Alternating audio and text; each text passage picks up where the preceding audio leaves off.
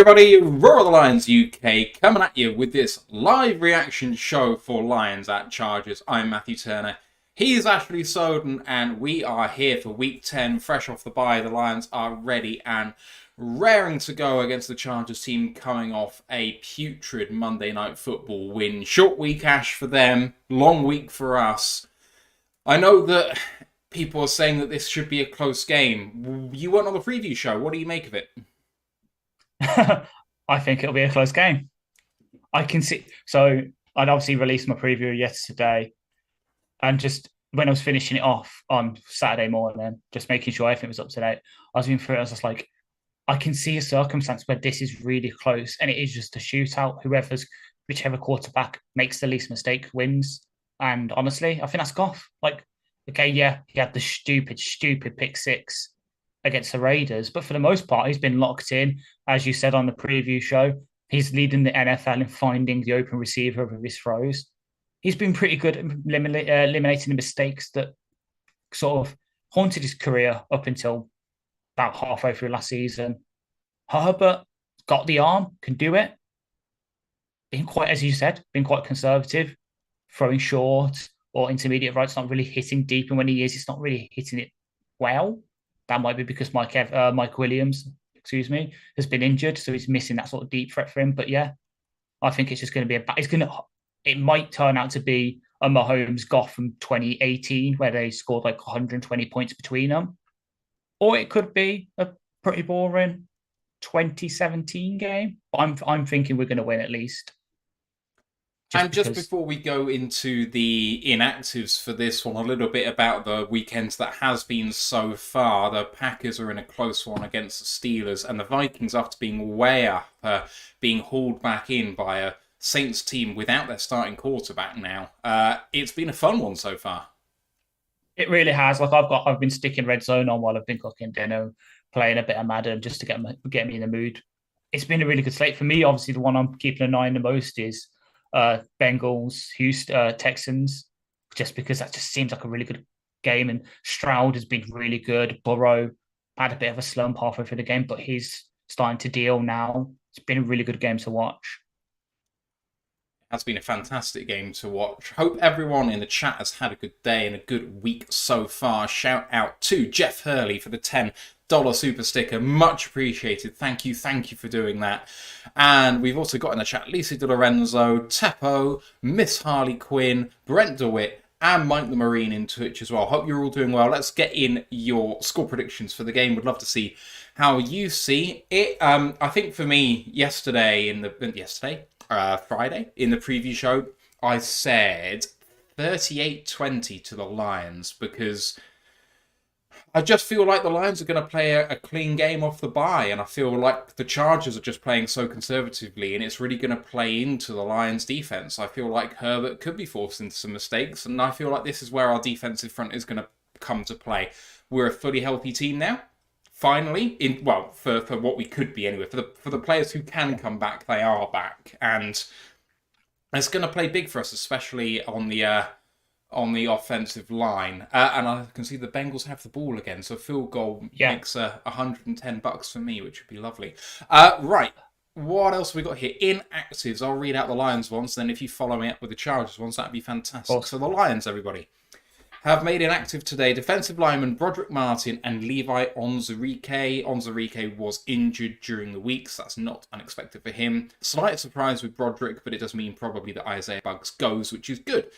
Linebacker Trevor Nowatzki, after being signed off the practice squad, is inactive. That was done to protect him, maybe not because he's quite ready to play as yet. Stephen Gilmore, cornerback. Wide receiver Donovan Peoples-Jones is not quite acclimatized yet. Not really a surprise that he can't make it after just 1 week. And Halapoulivaati Vita, no longer the starter, backup offensive lineman, still struggling with his back. He cannot go. Ash, no real surprises there. Not really, no. Like, as you said, DPJ is acclimatized, and he's got that rib injury, which he was picked up during this week by our medical team. Martin, he had some good moments against the Raiders, but he's still... Oh! Sorry, Bengals. I thought Bengals had it. Thank God. Oh, no, I'm on red zones. I think my red zone's slightly behind, so I'm having the me treatment for once. But I was saying, so yeah, DPJ makes sense. Martin had some good moments against the Raiders, but still had the rookie mistakes. Levi, as you said, injured. How that back? We keep saying it. I keep saying it. Just can't move laterally because of it. As I see the touchdown, very nice. And yeah, Gilmore, not really a good matchup for him, like the size. And I know Santa Samuel shows that small corners can work, but as I said in my preview, that means we can just line Reynolds up against him and hopefully have some joy. Doesn't really have any surprises. And the same goes for the Chargers. They have AJ Finley, Isaiah Spiller, Elijah Dotson, Zach Bailey, and Scott Matlock as announced inactives. But during warm-ups, their backup edge rusher, Chris Rumpf, also got injured, meaning that the Chargers are theoretically down to only 3 edge rushers. But those 3 edge rushers are Joey Bosa, Khalil Mack, and TT, the rookie out of UCL. No, I think he's USC. USC. He's USC. I was thinking of the one that plays this season. But yeah, so they've got 3 very good edge rushers they can use on us, but it's one of those where no surprises for either team. It's just gonna go in, smack each other about, and hopefully our all whites come out dirty, but with a dub.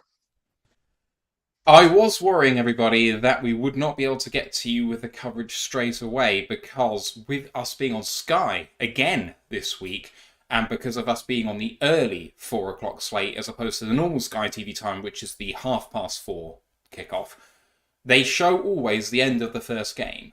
So unless the first game finished very quickly, we were going to miss at least a bit of it and have to find some sort of not great stream. But, you know. Extra legal. Extra legal. However, the San Francisco 49ers are kneeling out against the Jags right now. So with a little bit of analysis, in about 5 minutes' time, we should be kicking off with the Lions. And hopefully, we will be able to bring it to you straight away as Alvin Kamara has fumbled. And the Vikings are going to take over in the red zone. Up 8. That should end that game, unfortunately. Ash, Ant said that he would be concerned for the division with a Vikings win and a Lions loss here. That would put both teams at... No, us at 6-3, them at 6-4, I think? I will double check. Oh, no, they're 6-3. I don't know. Were they plus 500? I have no idea what's happened. They're just plus 500, I think, the last time I looked. So right now, they are 5-4, so they'll go 6-4. They're 6-4, we'd be 6-3. So we would still be ahead in the division if we lost, but they would then have the potential to, you know, go ahead of us given the last 2 games in the last 3 weeks. So would a Lions loss here concern you as far as the division goes? No. No? Because we've still got those 2 games against them. Jefferson might be back. Well, he probably will be back for them, but we've got that chance to get the tiebreaker over them with them, as you probably just saw the Greg Newsome play, I'm assuming. Yeah, and then they missed the PAT, so they're still behind by 1. Shit. Yeah. Oh my God, the Browns coming all the way back against the Bengals. What a barnstorming game that is. Hell yeah. I love it. All right. Hopefully we've got this coming back now. As I'm going to turn... So. 2nd and goal for the Bengals. Come on. Oh, they're all the way back at the 14. I just need 1 point, people. Supposedly we've won the toss and the 3rd, which is good news. My kind of movement. Oh my God. 2nd down and goal from the 14. They call Burrow QB draw. It did not work. You fucking... Balance. How can I say it? Love Bengals playbook in Madden. Real life, not so good. Not so much. Mike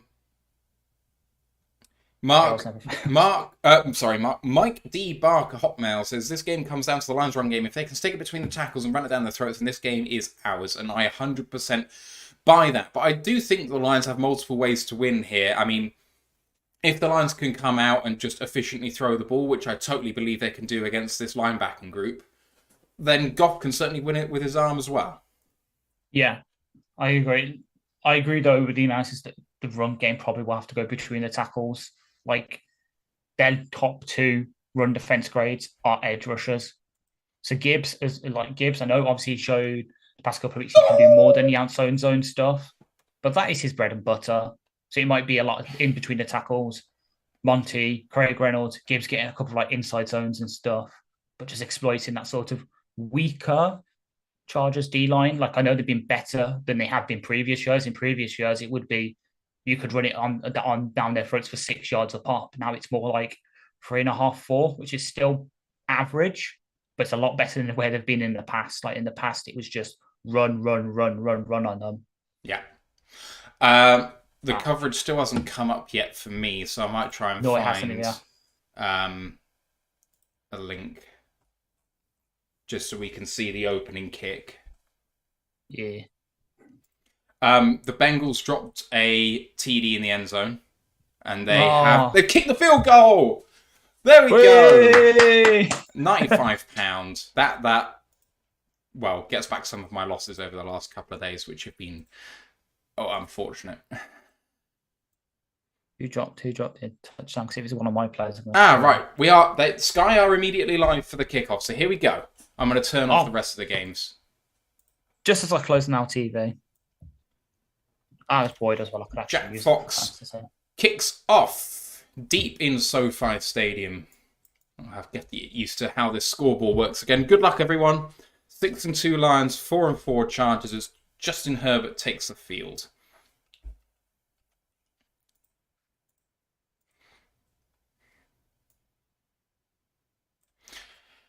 As we have the elite commentary duo. Do you like Jim Nance, Tony Romo? Yeah, I like him. I can just sense, because obviously Chargers in a relatively big market and has had some success in the past, they will get the benefit of the doubt with the commentary, which is why I have it on mute. All right, here we go. Herbert in the pistol takes a snap and hands it off. Run up the middle to start with, and tackled for a gain of 1. 2nd down and 9. Sounds about right. Like Austin Eckler back there taking the start. And it is a good offensive line. I don't know much about Will Clapp, but that left-hand side of the offensive line is handy to me.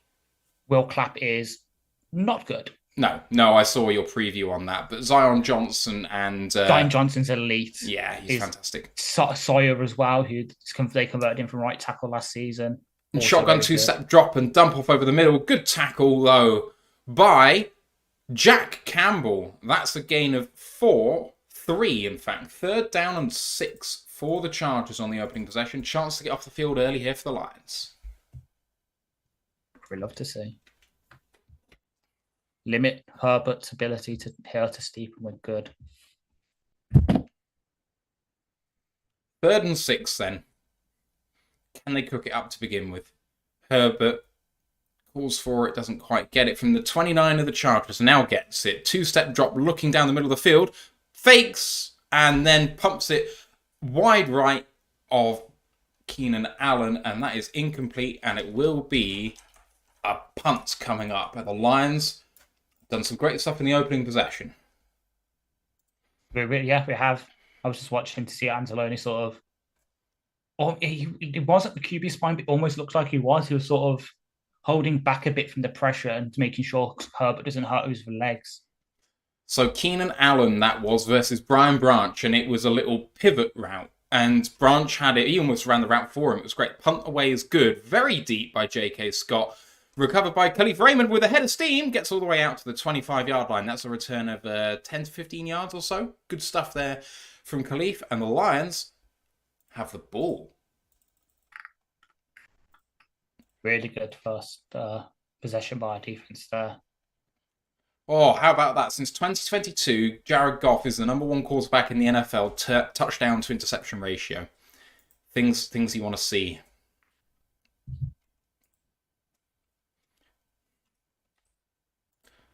All right, yeah, Jared Goff takes the field then. Read the zone. Nice. Changes it into a single back formation, 11 personnel for them, and fake play action throw to Sam Laporta for a gain of 9. That's 2nd down and 1 for the Lions.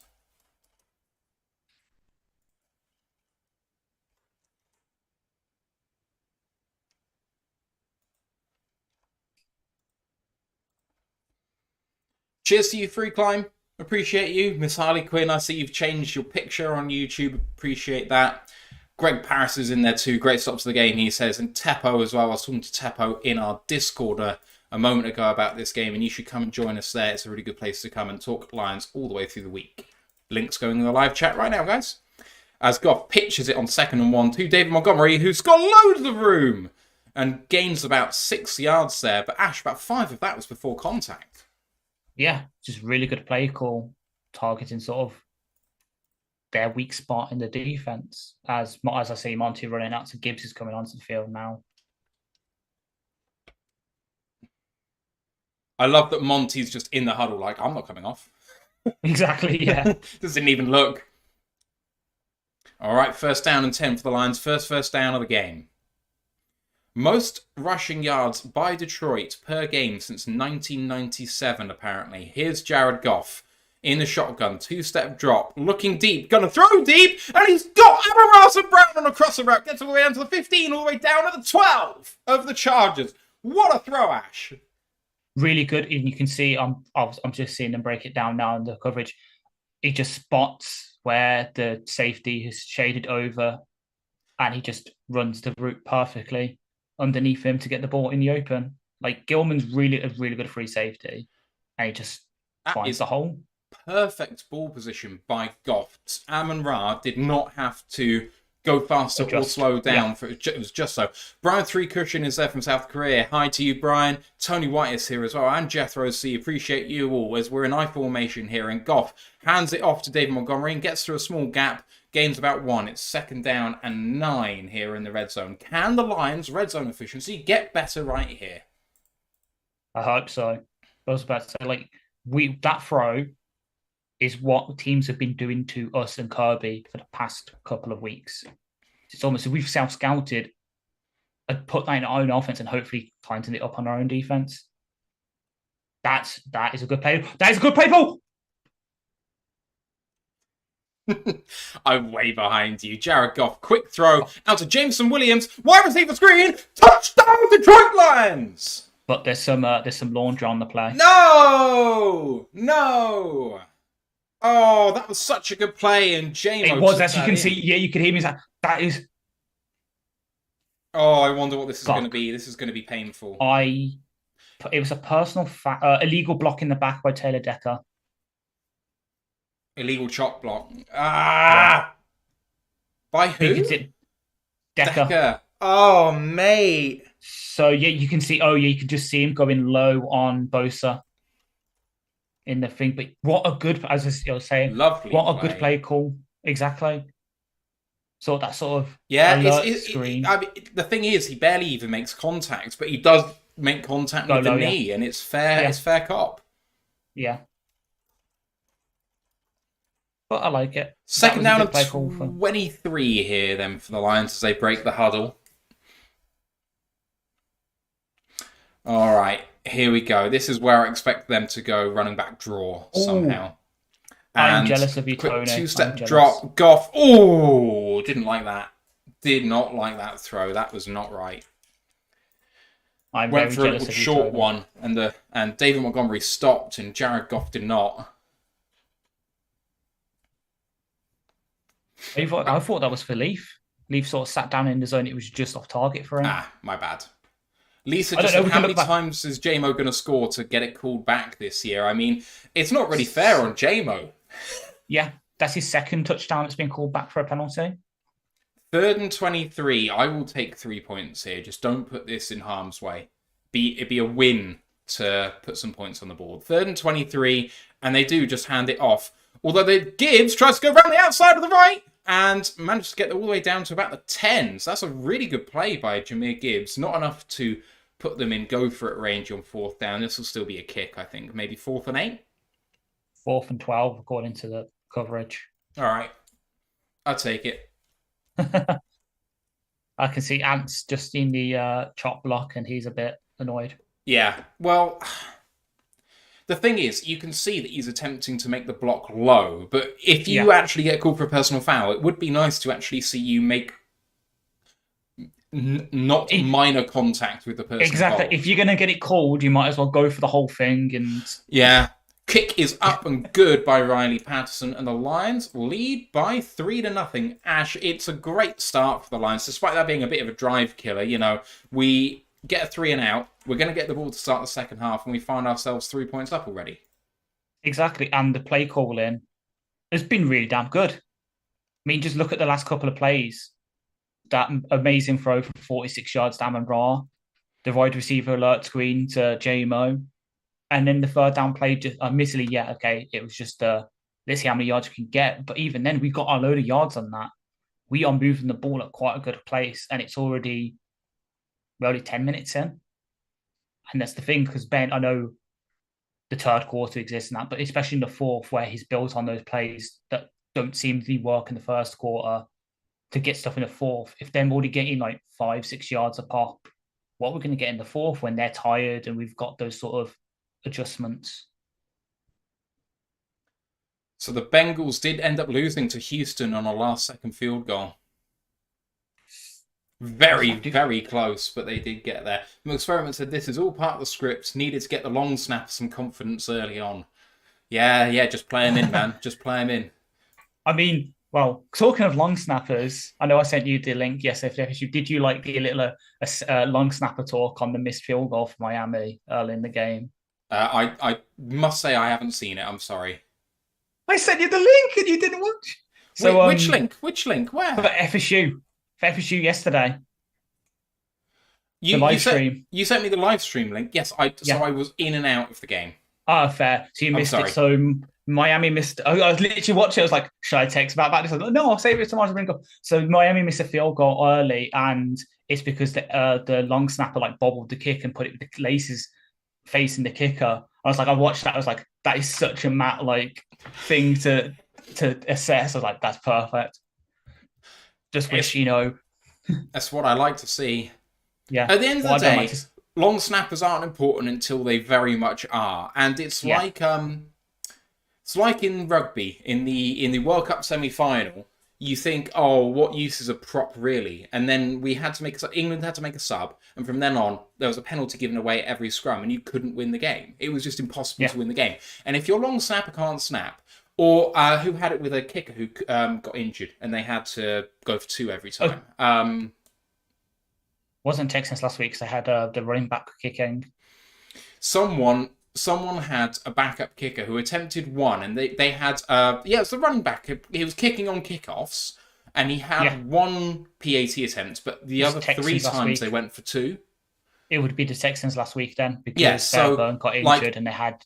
It's difficult, when you have to go for 2 every time, or when your kickoffs are poor, it's putting you in bad field position. It's just not complementary football. As the kick by the Lions goes into the end zone, it's a touchback, and Herbert's coming back out to the 25.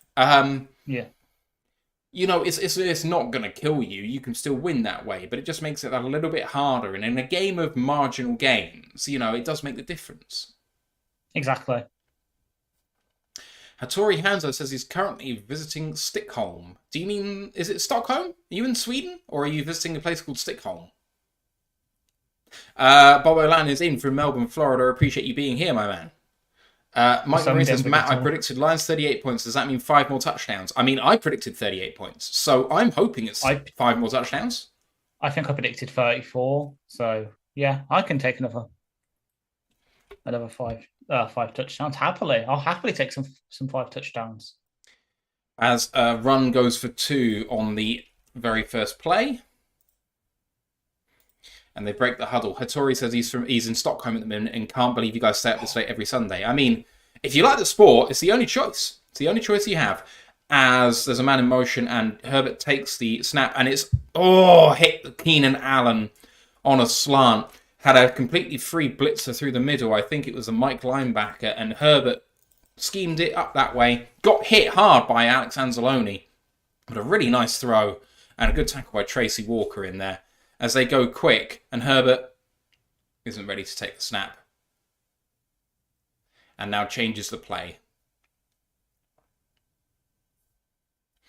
Herbert takes the snap.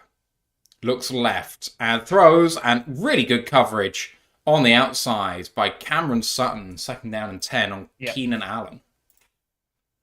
seems AG's really dialing up these A-gap blitzes right now because Anzalone's hit Herbert back-to-back plays.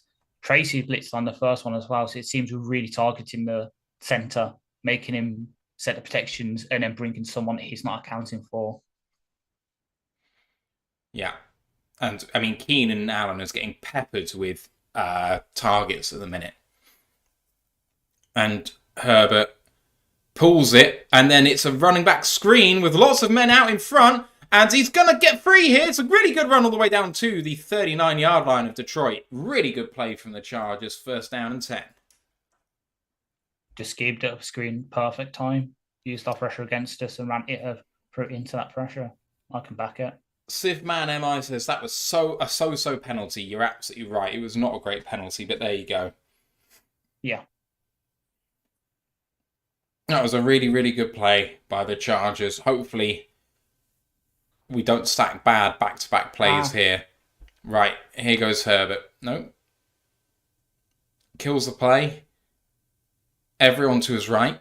Herbert then pulls it again, looking deep, but throws it short to Keenan Allen, gain of 6, second down 4.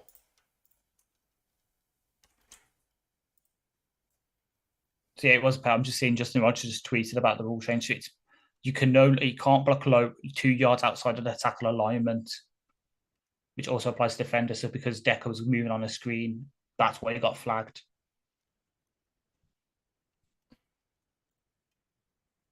Yeah, I mean, it happened. So exactly, it's a so-so penalty, but it happens. So second down and 4 from the Lions 32, handed off, trying to run down the middle, met by about 4 Lions in there, gain of 1.5 for third down and 2.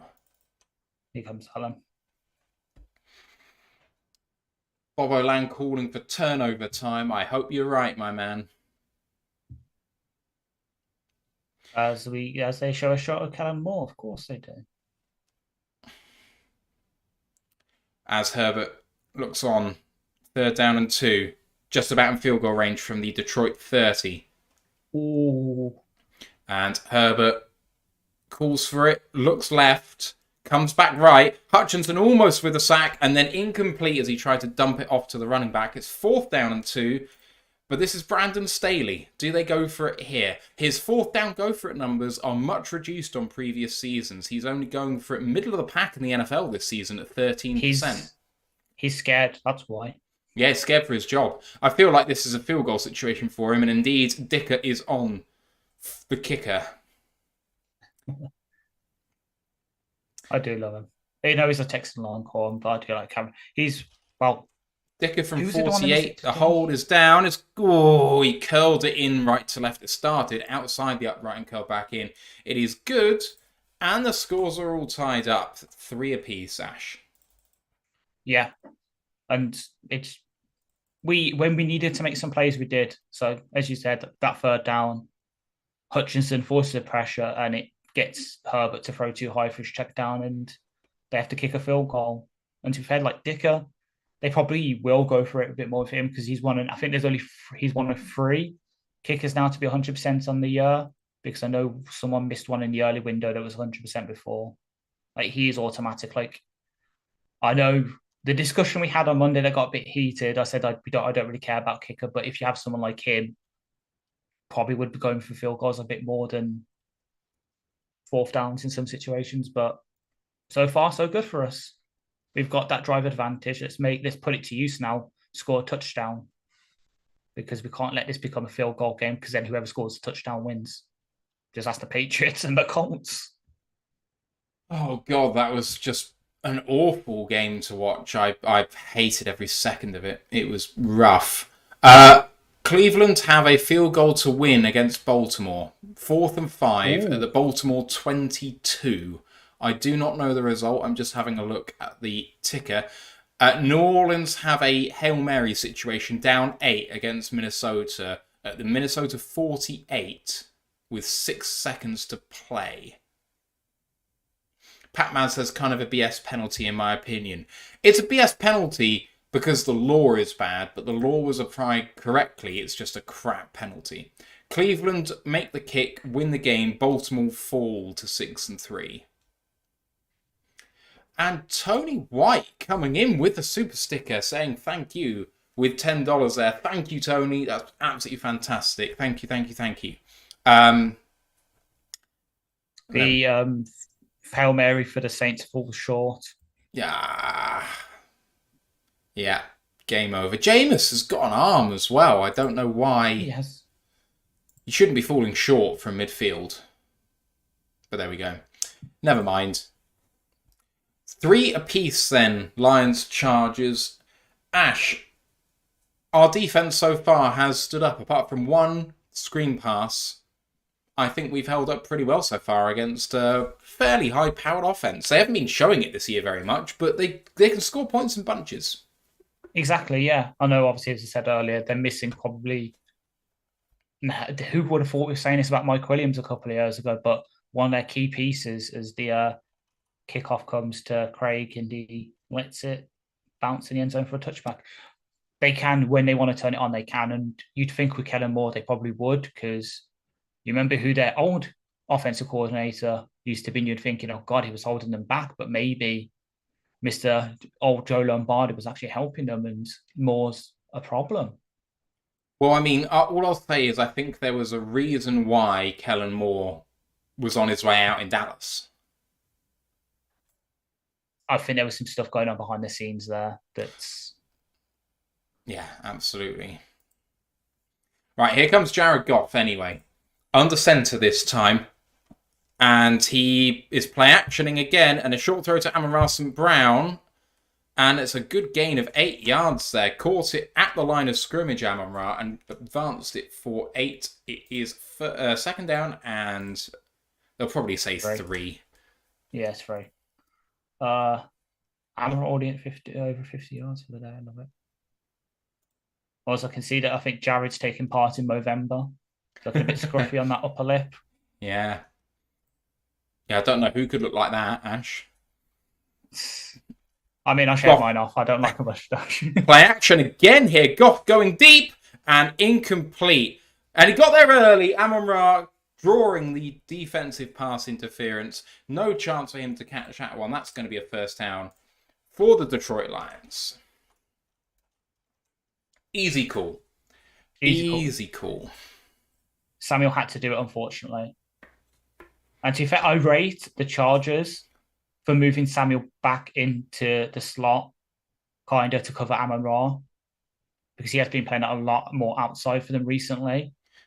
But moving him inside to cover Amon-Ra when he's our best weapon, rate it from Staley. That was so early as well. He was there like 2 yards, 2 seconds early. Goff under centre again, and this time hands it off. And good run through the middle, Jahmyr Gibbs gain of about 5, second down and 5. On the replay, because it's coming up for me now, just watch him jump cut past that blitzing Charger, who could have took him out if he didn't move in time. Rate it from Gibbs there. Oh, it's really good play by Jonah Jackson, though. That's like it's almost like a trap play, but it's the defender has trapped himself. Second down and 5 for the Lions. 5:40 to go in this opening quarter. 3-3 ball game. Jahmyr Gibbs still in the backfield. At the Chargers 47, and the snap is away, and it's tossed to Gibbs with a head of steam, and he gets all the way down for a gain of 10, and that's a Lions first down. Lions cannot be stopped. You know what? I'll take it on. I said that perhaps the outside zone game might not be working. We've been doing it well so far. Oh, Sewell with a great block. And then all Gibbs does is make one person miss. Good tackle in the end. But Bobo says hope they can get the run game going. I mean, I think they very much have. Early doors. Lots of play-action passes have opened up the running game for us, I would say. Go on. First down and 10 then. Goff under centre. Tosses directly backwards to Gibbs. Gets another hole. Gets 10. And he's away to the races. 20, 15, 10, 5. Oh! Oh, I think he stepped out of bounds at the 1. Yeah, I think he's out. Just before. First down and goal. Jahmyr Gibbs with a spectacular run. He's out of bounds, definitely. If he'd extended for the end zone and gone aerial, he would have been in, but he was spinning round, so Yeah, definitely out. So he's just doing his Oh, what a play, because he came from the right hash and broke through the middle and then bounced all the way out to the left-hand side. Really good stuff. Is that foot up in He's the still air? in. That foot is up in the air, but then that foot is out of bounds. He's clearly about a half-yard short. Lions first and goal from the 1. Hand it off. Lots of room. Touchdown, Detroit Lions. Jimmy Gibbs. Let's go, baby. That's number 1 of the game. And the Lions lead by 6 with a PAT to come. I regret sitting here in fantasy. Oh, and I'm not, baby.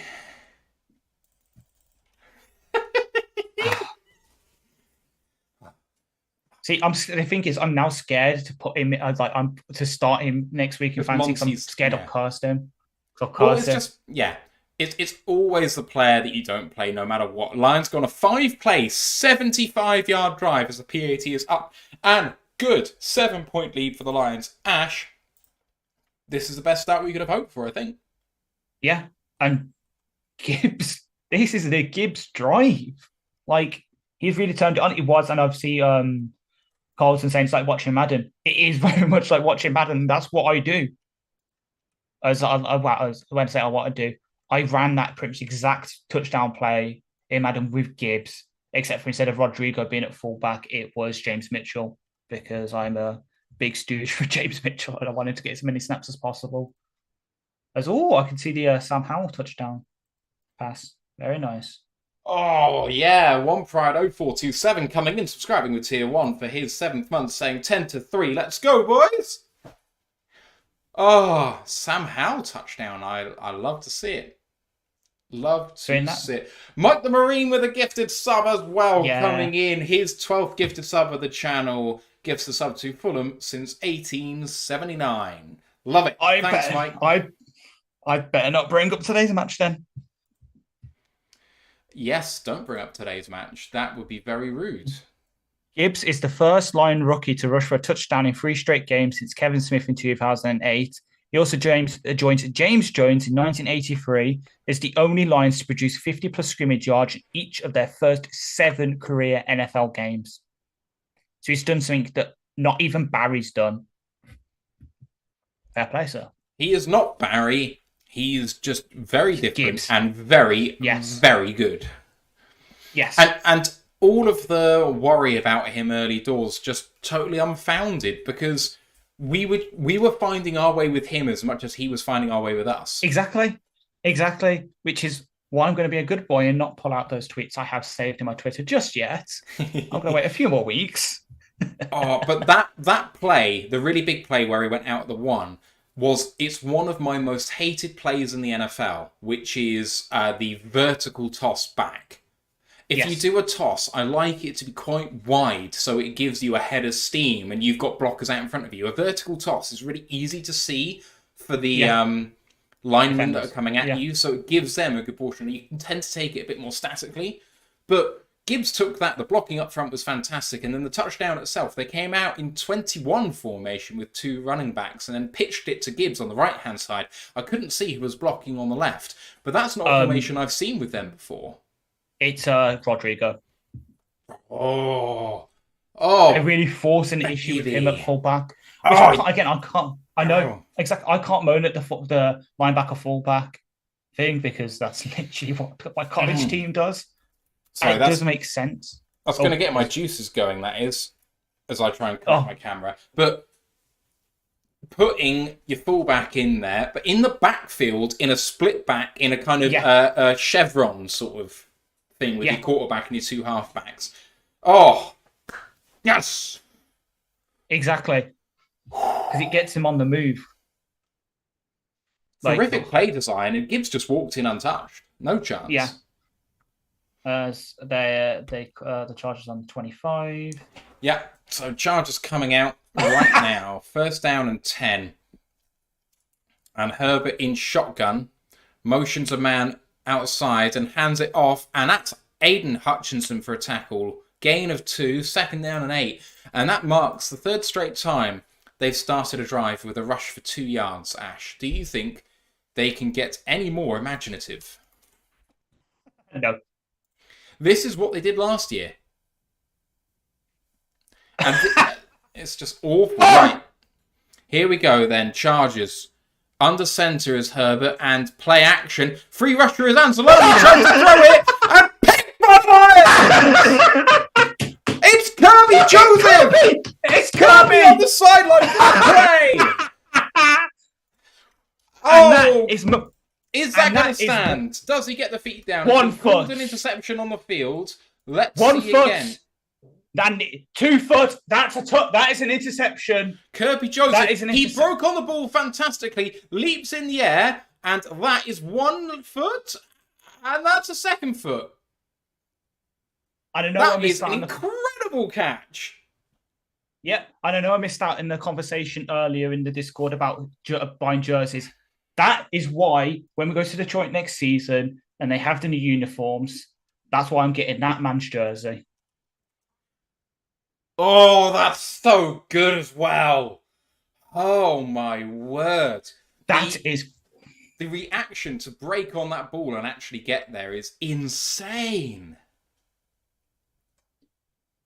Just needed it last week. Last game, Kirby just needed one easy one to get those juices flowing in the brain. And it's back to himself from last season. Right, Lions take over at the Chargers 33. Jared Goff in shotgun. And takes a 2-step drop. Looks left. Going deep. Going for it all. Oh, lovely play by the cornerback. That is a good play from Leonard there. Yeah. But what a ballsy play call from Ben as well. Just like forcing the issue straight off the bat. It's like, what? You fucking turning you over? Fuck you. We're putting your foot on the throat. You're gonna. That's a serious play by Dean Leonard out of Mississippi. Oh, man. That's some great play. Amon-Ra St. Brown, it was, who was targeted. And Amon-Ra was coming down with it. So, really good play by them. 2nd down and 10 from the 33. Lions with a chance to go up 2 scores here. Goff takes the snap, fakes a handoff, goes that way again, and dropped by Josh Reynolds. He had it in his hands, but it was fired into him. 3rd down and 10. It would be a 50-yard attempt from here. So the Lions are going to want to get a few more yards to make this a bit more comfortable for Riley Patterson, if possible. McSperiment says, was Herbert just trying to get rid of that ball? It wasn't too far away from what Goff did 2 weeks ago. It was very similar. Falling away, far right-hand side. Anyway, Goff on 3rd and 10. Motion right to left is Amon-Ra St. Brown. Goff takes it. And it's a screen, wide receiver screen for Khalif Raymond, and he's down after a gain of 4.5, maybe 5. It's going to be 4th down for the Lions and 5. And I think that they will. The offense is staying on the field here. Free flying. I see your point that maybe outside. As we're going for it as outsiders might see it not as a good play, but people who know what pressures are in that. They will see it as a good play. I don't like going for it here. Sorry, I don't. At the 28-yard line, this is a 45-yard attempt. Timeout by Detroit. Do not go for this. Just take the points, please. Yeah, I'm with you. We're up 7. Let's go up 10. That's 2 scores. That's a really good thing. Exactly. I agree. I've seen, and again, I'm bringing the college into it. I've seen a certain team of mine go for it in these kind of situations on like a 4th and 5, it not work, and it gives the other team momentum. Yeah, absolutely. When you can put points on the board and the offense staying on the field. This better not be a fucking stupid ass play call, like, I don't know, a fucking flea flicker, crazy end around shit. Don't get fancy, just throw the ball beyond the sticks. 4th down and 5 for the Lions. Jared Goff in shotgun. Takes a snap and he hands it off. And David Montgomery gets there. 6 yards on 4th and 5 on a draw. It wasn't even a draw. Oh my God, what a play. I was about to say, you could hear me stop myself. I was about to say, or something like a fucking draw. And then it goes and works. But like Romo's saying in the coverage, no one does that. And that's one of the reasons why it works sometimes. Yeah. But we do it more than anyone in the league, these draws that you shouldn't do. And it works for us. I don't know why. One Prado 47 says, ice in the veins to run it on 4th and 6th. McSparrow says, man, I'm 2 minutes behind, but liking these results, I'm sorry to spoil it for you, man. Sorry, buddy. 22-yard line of the Chargers. Play action by Goff, checks it down, and tackle behind the line for a loss of 2 to by Derwin. Derwin James. That was Brock Wright. I can take those from Derwin. He does sniff out the screens quite well. He's had a really bad year, though. He has, by his standards. I was hearing several people saying that there's some people calling for him to get the can by the Chargers. Can I say, if I know this might go down as some Knowles bias, but if that happens and we can afford it, would you like hand it off to David Montgomery? Oh, and a good run by him makes it 3rd manageable. That's going to be about 3rd down and 5. Sorry, would I be behind going for him? Yes. Yes. On like a sort of CJGJ contract from like that we gave him this year. As the PR department comes in clutch again. Kirby Joseph is the only Lions player to produce at least 6 interceptions and 2 forced fumbles through their first 2 career seasons in the Super Bowl era. 3rd down and 6 for the Lions here. This looks like 11 personnel for the Lions. Goff in shotgun from the right hash. Takes a snap and hands it off again to David Montgomery, bursting through the middle, and he's right at the sticks. Is that a 1st down? And that's a really bad spot. That's a really bad spot. That's a 1st down. 4th down. 4th down and 1. That's a really bad spot. Yeah. Let's have a look. Bummed. Oh, yeah, okay. You can see in the replays, bums down just before the stick. Why are we doing this? Oh. Short Oh by my half God. yard. Goff, 4th and 1, shotgun. Now transitions into the I formation, and Goff, really nice play to Amon Brown, the fullback, gets around the man, and that's a gain of 2, and a Detroit Lions 1st down and goal from the 10, and that is the end of the 1st quarter. That either is a brilliant play design by Ben, or Goff making the unaudible of the century. Why? Why do you say that? Because, well, it worked.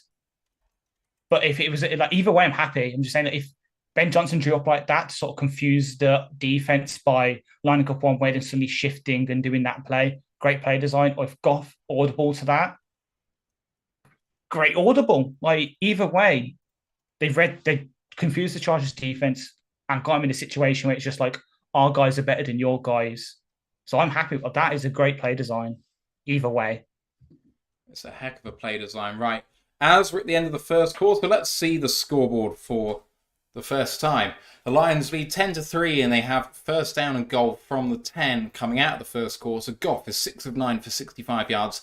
Jameer Gibbs is 5 carries for 63 yards and a touchdown, and Amon Brown 2 of 3 for 53 yards. The Chargers, Herbert is 4 of 8 for 43 yards and an interception by Kirby Joseph for the Lions on a spectacular play.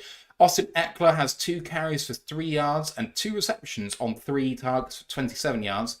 Keenan Allen has the same numbers. Sorry, he doesn't. He has 2 receptions on 4 targets for 16 yards. Ash, great 1st quarter for the Lions all around. 1 bad play and otherwise total domination. Exactly. Like, you just got to look at the overall team stats to prove that. Triple the amount of yards, quadruple the amount of 1st downs. It's about 66 for like 2/3, 1/3 time of possession split in our favour. And obviously, they've turned the ball over. Just keep the momentum going. Don't let them come back into this game, because if we do, they can make it hard. But if we can just keep our foot on their throats, force them into situations they don't want to be in, like with that play that forced Herbert to throw the interception, we could be high and dry by half past 10, 11. The only thing about the way they're playing at the moment is this is the sort of way that we were playing against what we perceive to be superior teams in the past. This is the way that we've not really played against teams this year at all. Against Kansas City, we didn't do this. Against Baltimore, we didn't do this. But against the Chargers, we have done it. And I don't know whether it's us showing them respect or whether Dan's just decided this is what he's going to do for the rest of the season, whether it's situation specific. I don't know. I present a fourth option. Our offense is perfectly designed to beat this kind of defense because Staley is a Fangio disciple, and our offense is designed to beat Fangio defenses. Yeah, that's fair. First down and goal. Goff under center here, and play action, throws it to the goal line, and caught by Amon Brown at the 1. Second down and goal from the 1. Oh, what a throw that is by Jared Goff, because the coverage was fantastic. And yeah, well, let's use this play as an example. Running Amon on that sort of hole between the linebackers and safeties is what we do. Which, of course, I'm not saying it's a not like it's of course me pointing out that our offense design like this isn't a knock on anyone. It's just for some reason because we play against this that defense so often with the Bears and the Packers. It's just what we do.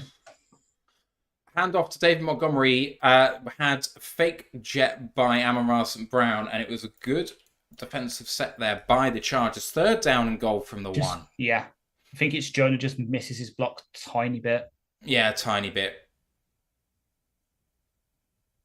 David Montgomery there down at the 1. Third down and goal.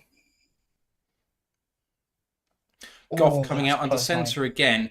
12 personnel here with Reynolds and Amon-Ra, the wide receivers. Pulling lineman again and tackled again at the 1. Clothesline. Maybe a loss of a half yard. A bit of a clothesline tackle. You're right. Fourth down and goal. Lions are going for it. Fourth down and 2. Yeah. I would go for it here. If you don't get it, then they're backed up on their own goal line. Exactly. I don't like going for it here because it keeps it only a 1 possession game if you don't get it. But sometimes you need to keep going for it. Fourth down and 2.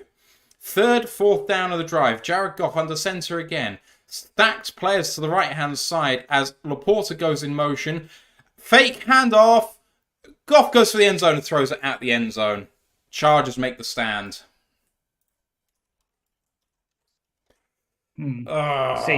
Chargers hold. Chargers hold. And now in my head, I'm like, if we blitz and it works here, that's a safety. We've got a lot of momentum. But if we blitz and it doesn't work, they've got an easy way to get out their own end zone and pick up 10, 15 yards easy. Because it just broke where we're blitzing from.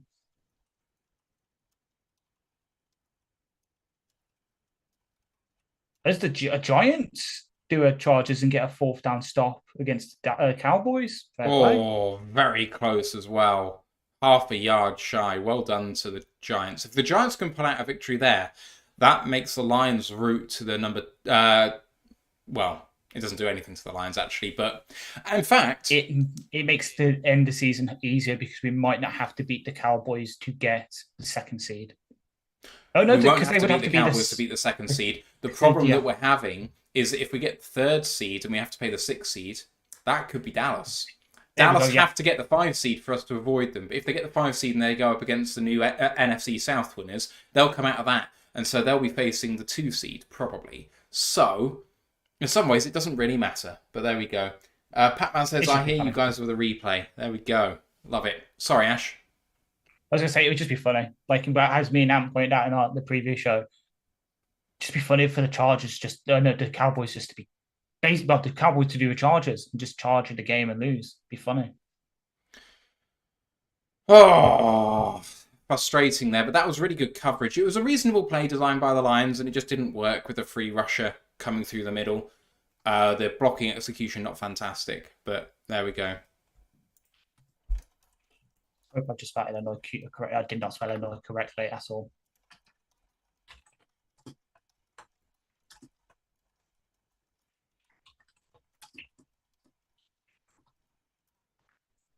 Denson. Oh boy, I hate it so much. Right, Lions are up 10-3. Chargers have the ball on their own 2.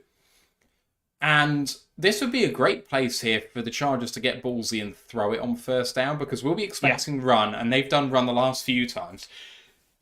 It's risky, but play action pass could be the thing here. And you know what? If the Lions try and go all out to get a safety, the Chargers could break away for a 98-yarder. Like, it's the chess match which happens at this part of the field, because do you want to go all out to try and force that safety?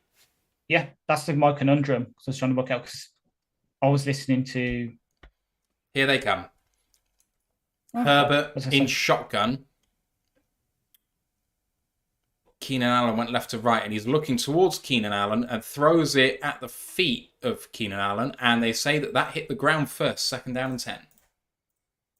As I say, because I was listening to a certain podcast this morning about a game that happened yesterday, and they taught me an adage which I back against blitzes: replace the player with the ball. So wherever the ball he plays blitzing from, you throw to that area. You have numbers to match up.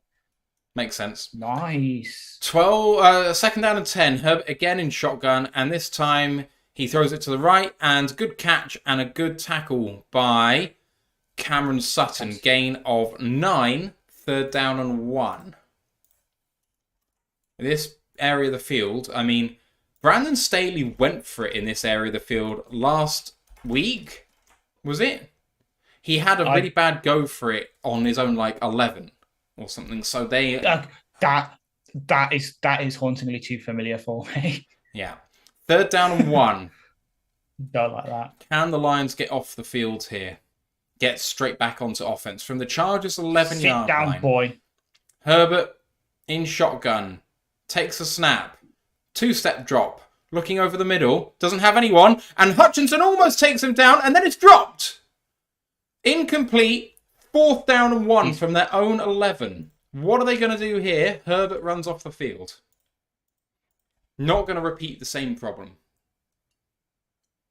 Hutch is fired up as well. He is fired up. That's at least 2 pressures for him. And Zerny's got 2 as well. Mike the Marine says, my fire stick is 10 to 15 seconds behind Royal the Lions UK, which is okay with me listening to the best play-by-play team in the business. Yeah, we try.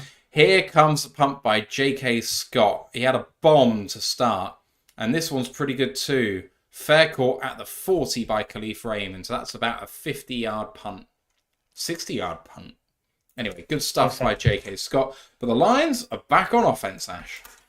Yep. I was going to say, Ben Baldwin's decision bot just...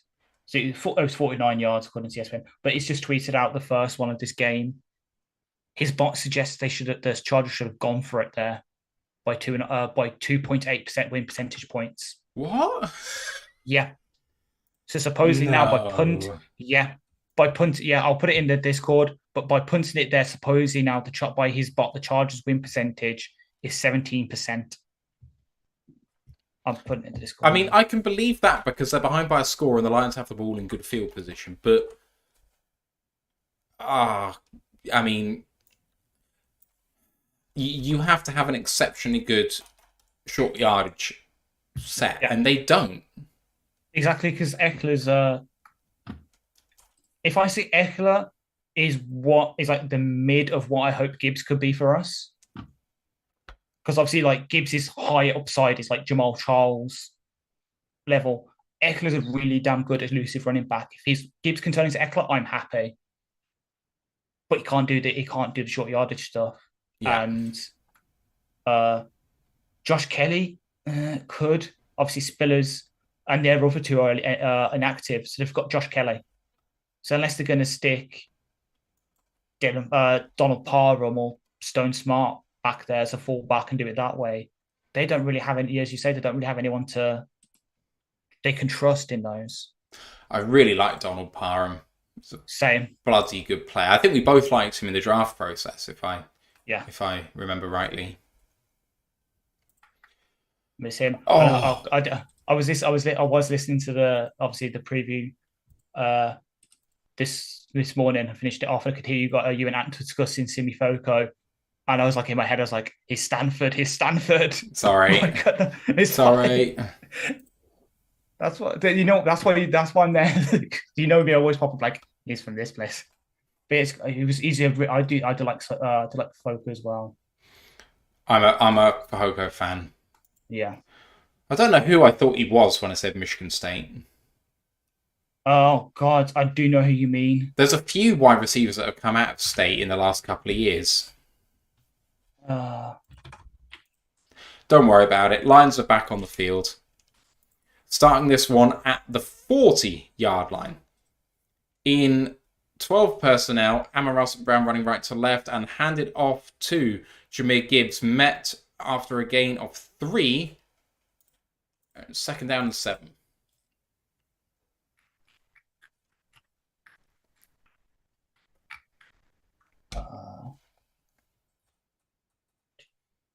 not Jalen Reed, not Jalen Naylor.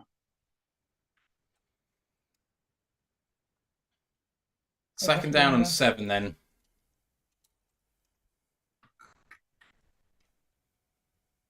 Speed. Goff from I formation fakes a handoff and then goes running back screen to Jahmyr Gibbs. Lovely fencing off by the Lions and all the way down to the 32-yard line of the Chargers. First down and 10 Lions.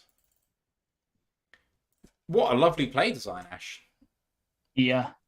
I think I'm loving it, just using Gibbs. And the thing is, we've still got the threat of obviously having Monty on the sidelines.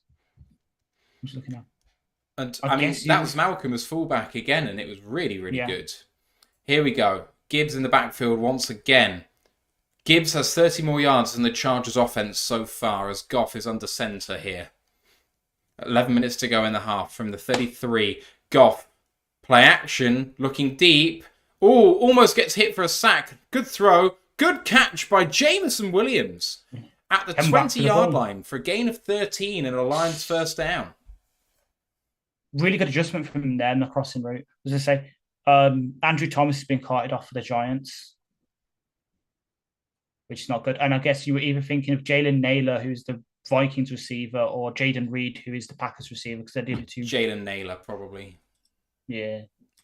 10:20 left here in this first half. Lions have 207 yards of offense so far. And they transition both tight ends from outside receivers into tight ends. And then Sam Laporta in motion and a toss back to Gibbs, who then gets tripped up behind the line. That's a loss of 1. Second down and 11. That is going to add to his negative run stat, Ash. Can't be having that. Exactly. Like Gibbs is supposed to be allergic to negative runs.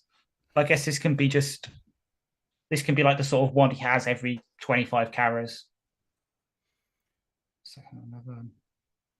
Jahmyr Gibbs is 7 for 65 so far. Right, here come the Lions once again. Second down and 11. Goff in shotgun and two-step drop. Oh, lovely throw to Amon Brown and a twisting catch. There was lots of people in coverage there. What a throw and what a catch. That is a ballsy throw from Goff. I'm going to say this, and obviously we love 9 to death. If that was a Stafford pass, we wouldn't be opening our mouths. But Goff having that sort of balls and power to get it in there and between 3 defenders is mad. Threads the needle. He ran an angle route from the slot and he had the safety coming down to meet him, but only just got there. Fantastic throw and a fantastic catch. 9 minutes to go. First down and goal from the 8. Goff under center takes the snap and hands it off to Jahmyr Gibbs, who slips for a gain of 2. That's second down and goal from the 5. I believe Jeff Risdon is listening to us because he's basically just tweeted what I said. That Goff throw was a Stafford throw. There we go. There we go, baby. How is this? I know it is. I can say, yes, of course it is. This is already our 4th time in the Chargers red zone. But we only scored 1 touchdown. Yeah. Not good for the efficiency. Don't like it. Goff under center. Amon Brown in motion once again. Lots of motion by the Lions. Hand it off all the way down to the 1. Jahmyr Gibbs with a really, really nice run ahead of steam there. And it's third down and goal from the 1 again. And excuse me for using what is commonly used for edge rushers, but Gibbs converted speed into power on that run. Jesus Christ. Yeah, absolutely. Put his shoulder down. Right, they huddle. Gibbs is still in the game. outright to Laporte, outright to Third outright. down and goal. Goff in shotgun this time with Gibbs next to him. 2 receivers to his left. Takes the snap and threw to Gibbs, but couldn't catch it. And it's 4th down and goal from the 1. Do they go again? And they should. Yes. They should go So I again. want to say, on that last play, I would like to see what exactly happened with Laporta, because if it was, I don't know, obviously I can't remember the exact yardage you're allowed to do it in, but there could have been a call for DPI in Laporta against Laporta, against the defender that was targeting Laporta there, because he was just standing in Laporta's way when he was trying to do an out route. Yeah. You could hit. I'd love to see a zone read here from Goff. I don't know why, but there we go. Right, 4th down and goal for the Lions from the 1. Heavy set. Goff hands it off to the running back, and he's in for a touchdown. It's Jameer Gibbs for number 2. Number 2 for the Lions. No flags. Perfect. Just perfect ball carry vision from him there. I love it. Gibbsy vision. Good Gibbsy vision. I like that. Lions got up by 2 scores, and the PAT to come would make it 14. And the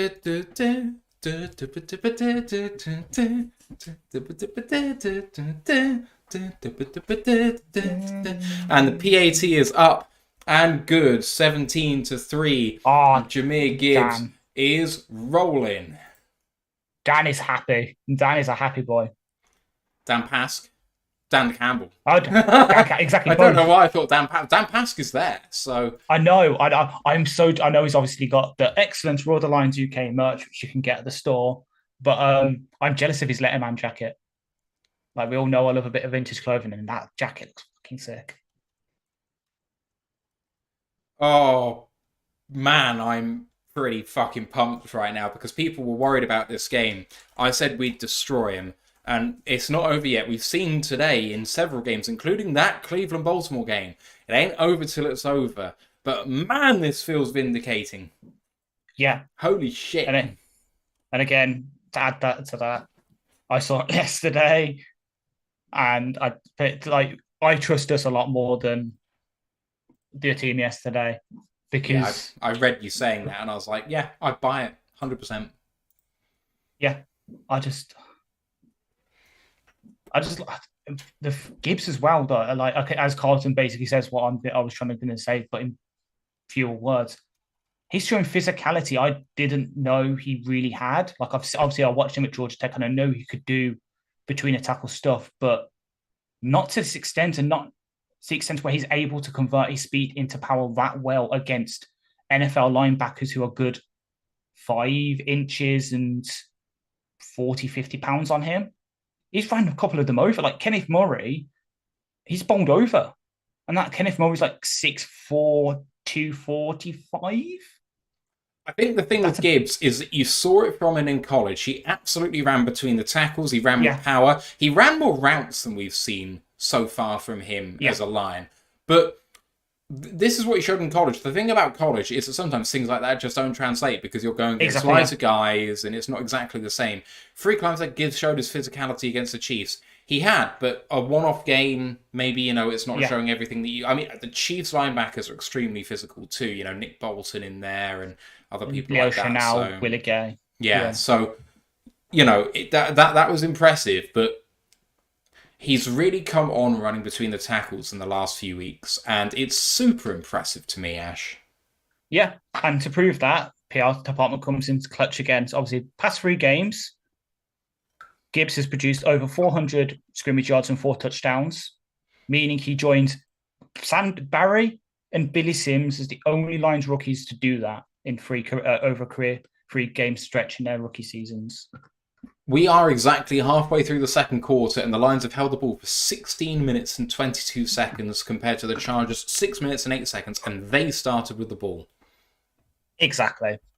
Kickoff was caught 3 yards into the field of play, but a fair catch was signalled, and they are coming out to the 25. Don't know about you, But I'm seeing that more and more, that teams are deciding to fair catch it within their own 5 rather than just in their own end zone. People were actually finding out, you know what, I'd rather come out to the 25 than risk being caught behind my own 15 just for the sake of maybe I'll get a touchdown out of this. But it's happening so rarely, and coverage units are getting so much better that they are increasingly fair catching. Exactly, yeah. Here comes Herbert handing it off again to start a series, and again they go for a gain of 1, maybe 2. Can they get any less imaginative on first down in the first play of their drive? Dear God, it's annoying for me. And I'm a Lions fan. Christ. Exactly. It's because we're having PTSD from Darren Bevel. Yes. Yes. Yes. Yes. Yes.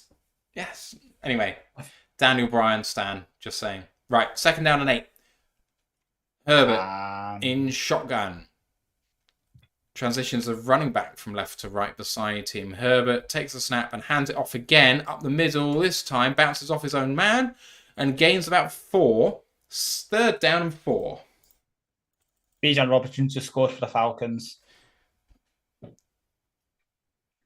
It's amazing what happens when you actually use Bijan. Civ Manamai says, I rarely look at time of possession. What's the number of plays each team? We have 38. They have 18 so far. I don't know what that's updated to, but there we go. And 3rd down and 4. Herbert empties it out here. 5 wide. Running back on the left-hand side. Herbert with a 4-step drop. Then coming forward. Throwing it short. And Anzalone misses the tackle, unfortunately. And that's got all the way down to their 46-yard line. Good play. Anzalone could have had him for a 4th down, but unfortunately didn't make it. There we go. So just from that one play, we can now confirm that PFF's going to give Anzalone a 40 grade because he missed 1 tackle when he was really close and the player just ducked under him. 1st down and 10. 5:50 to go at the 46-yard line of the Chargers. Herbert in shotgun once again. 11 personnel. Takes a snap. Hands it off again. And up the middle for a gain of 3. 2nd down and 7. 5.5 to go. Ash, feels like we might get another shot to get some points on the board in this half. Yes, please. But they're going tempo. They're having to. I said they're going tempo. They've taken a long time to take the snap off, but they're getting worried. If they're getting tempo and thinking we need to start doing this, they're already trying to dig themselves out of a hole, and it's just going to put them even further. And our defense is going to feel rested as well because they're not going to spend too much time on the field. 2nd down and 7. Herbert taking the snap. 2-step drop. Free rusher. Well picked up, though, actually. Throwing deep. And a great defensive play by Jerry Jacobs, the PBU. That is textbook coverage from him. Get the seatbelt gang out. That is Jerry Jacobs is in the house. That is teach tape. That is really good teach tape there for sort of... Turns around for the Bulls, stops on a dime, and he could have caught that.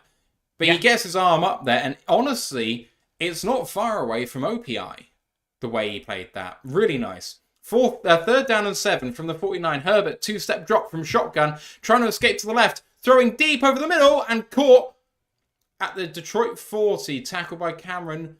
Why have I forgotten his name? Sutton. Thank you. 1st down and 10. That was to Keenan Allen. Good play by Herbert, but it's the first time we've seen it push down the field. Zone coverage, and Keenan Allen just beats it. Yeah, which is what he does. Allen is still up there for route runners in the league. Herbert threw it deep to the left-hand side for Everett. Would have been down to about the 10-yard line, but he overthrew him. 2nd down and 10. Free climb says Hutch was clotheslined again. Yeah, that's the thing, unfortunately. Because, God, who was it? It was Dean Helladino on the Detroit Lions 24-hour podcastathon for St. Jude. He was saying the league is sort of emphasizing not calling it as much and letting the players play at the line of scrimmage. We will see less. Check down throw to Davis, and that is a gain of 9 for 3rd down and 1 at the 31.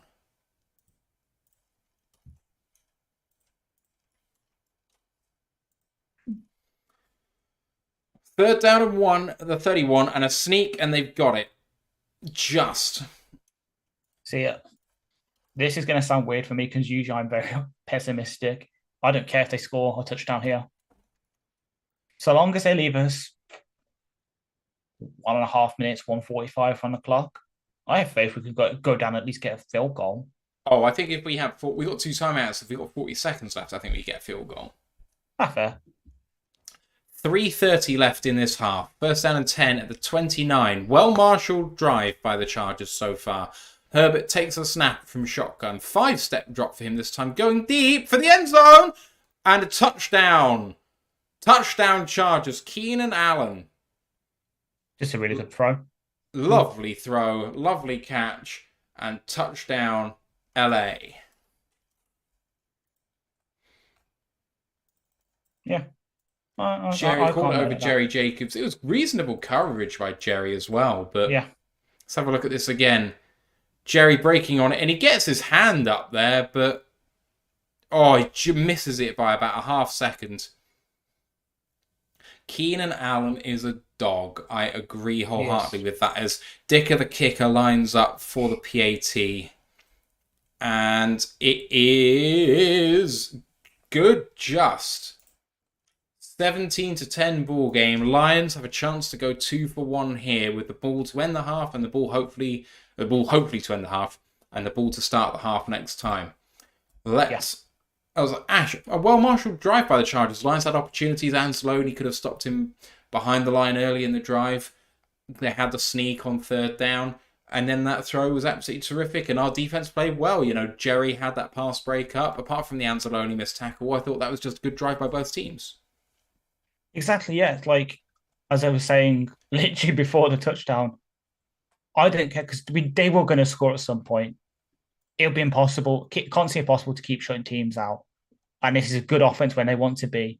So, yeah, they scored. And it was a really good drive, as you said. They're showing on my screen the 3rd down conversion with Allen. And then, obviously, the missed tackle on the Eckler screen. Just really good play, cool drive by them. I know I was kind of joking a bit earlier about Kellen Moore, Darren Bevel and all that.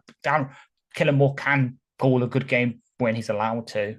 Well, and I mean, lest we forget that Darrell Bevel was rumoured for head coaching jobs because he did a pretty good job back in the day. He did. Yeah, was a Super Bowl OC with the Seahawks. Had some good years. Just, as you say, but it was back in the day. And Kellen Moore could be that. He was getting head coaching rumors even back in Dallas. He could easily be a head coach. Like, if Staley gets fired during the season, I can see him stepping up to be the temporary head coach, especially since, like, their DC, I haven't really heard of him. Shows a lot. Brian Ficken, their special teams coordinator's mid. 17-10 then, Ash. So the Lions on this drive. I mean, there's 3:21 left. They're not really in the situation where they're in 2-minute drill right now. Exactly. I will jokingly say they've left us too much time on the board because this just allows us to have our full playbook. We don't have to worry about, as you say, hurrying up 2-minute offense. We can use our entire playbook. If we want to just constantly run it down their throat, we can. If we want to get all in one play, we can. Obviously, I don't really want us to because I want us to end this half with the ball and then start it with the ball. But we've got our entire playbook open to us, and that's what the important thing is. As I'm just looking, yeah, that has some relevance. So, as the kickers away from me, let's have a look. Let's have a look at the scores around the league as we're chatting here. As the kickoff goes out the end zone, Lions coming out to the 25. So Atlanta at 14-6 on Arizona. Arizona have the ball 3rd and 1 in the red zone to potentially tie up the game with an 8-point play. The Giants have the ball on the Dallas 10, 3rd and 8. That's 7-0 at the start of the second. Washington and Seattle is 9-3 Washington, with Seattle having the ball on their own 41, 1st and 10. That's everything in progress right now. I guess you just saw the stat that they showed on the screen, but that was the first touchdown of this season we've allowed that was more than 20 yards. As oh my god, Jared Goff, 1st down and 10 from under center. hands it off to David Montgomery, and he's got a head of steam here, and he's broken a few more tackles. He could go all the way. 40, 30, 20, 10. Touchdown, Detroit Lions! 7 yards! What did I just say a minute ago? We can get it all in one play. So we fucking go get it in one play! Let's go! Counter. Was that? Yeah, that's like a counter play. Just fucking Jesus Christ. It's 10:15 in the evening. I'm going to get a noise complaint. I don't care. Let's go! Let's go, boys. To quote Tony Romo, he might have stepped out a bit early. Oh, that foot is just very close. Kick the field goal. Kick the field goal. Quick. Lots of people rightly calling out Jameson Williams for the block there, which was very, very good. Let's have a look at this replay here. There is clear green there. There is clear green. It's like and there is clear green there. That is going to stand as called. It's going to be reviewed, and that should be a touchdown for the Detroit Lions. Do I bring up the infamous Bourne incident from last week with VAR and say similar situation? But oh my god. Like, you know, things are going good when I'm going to bring up Ollie's favourite Packers fan. When even he's complimenting Gibbs and JMO, you know things are going fucking well. Sivman MI says, looks in on close-up. TJ says, I think he might have stepped out. It was very close. And Free Climb rightly shouting out Jameson Williams for this block. Gets one and then gets hauled down. What a run. Just look at him speed up because he sees it, and then Leaf's there as well, and they just sort of use their momentum to stop them. The way that Monty cuts when he's about 15 or 20 yards upfield and he gets the blockers to take themselves out, it's fantastic. The play, I think, is going to stand as called. Yeah. God, that's close. I mean, on the replay from the side where you can see his foot with the green on the left, it looks out. But from the side where you can see his foot, you can see there's clear green in between the foot. Exactly, yeah. That's why I was mentioning the infamous VAR incident from last week, because that was, again, a matter of which camera angle you used dictated what you were saying. As I think the PR team confirms it by saying, in his 6th game for the Lions, David Montgomery rushes for his 7th touchdown of the season. His 7 rushing touchdowns tie Billy Sims for the most Alliance players had through their first 6 games with the team. It has been confirmed on Sleeper. David Montgomery, 75-yard touchdown. I'm glad I played him in fantasy. Let's go. And you know it's good. Well, Ari Miriov, obviously good news collator, has tweeted out a banging tweet saying David Montgomery lost his goal line carries to Jahmyr Gibbs, so he decided to do this instead. 75 yards to house, beast, with the clip of the touchdown. And it's come through on the score. PAT is on its way. It's the call is confirmed, and it is up and good. 24-10. It took the Lions 15 seconds to score after the Chargers did. Yep. If this looks like a shit-eating grin, it is. We deserve to have one. I had Jahmyr Gibbs as the running back stats because he's 10 for 72 and 2 TDs. But the rushing leader is not him. Exactly, it's Monty. That is mad. Wow. Do I do it? Do I look at NFL fantasy and see how many points I've dropped so far by not playing Gibbs? Do I torture myself? No. You have BJan, right? So. Oh no, this is in my home league, so not R1.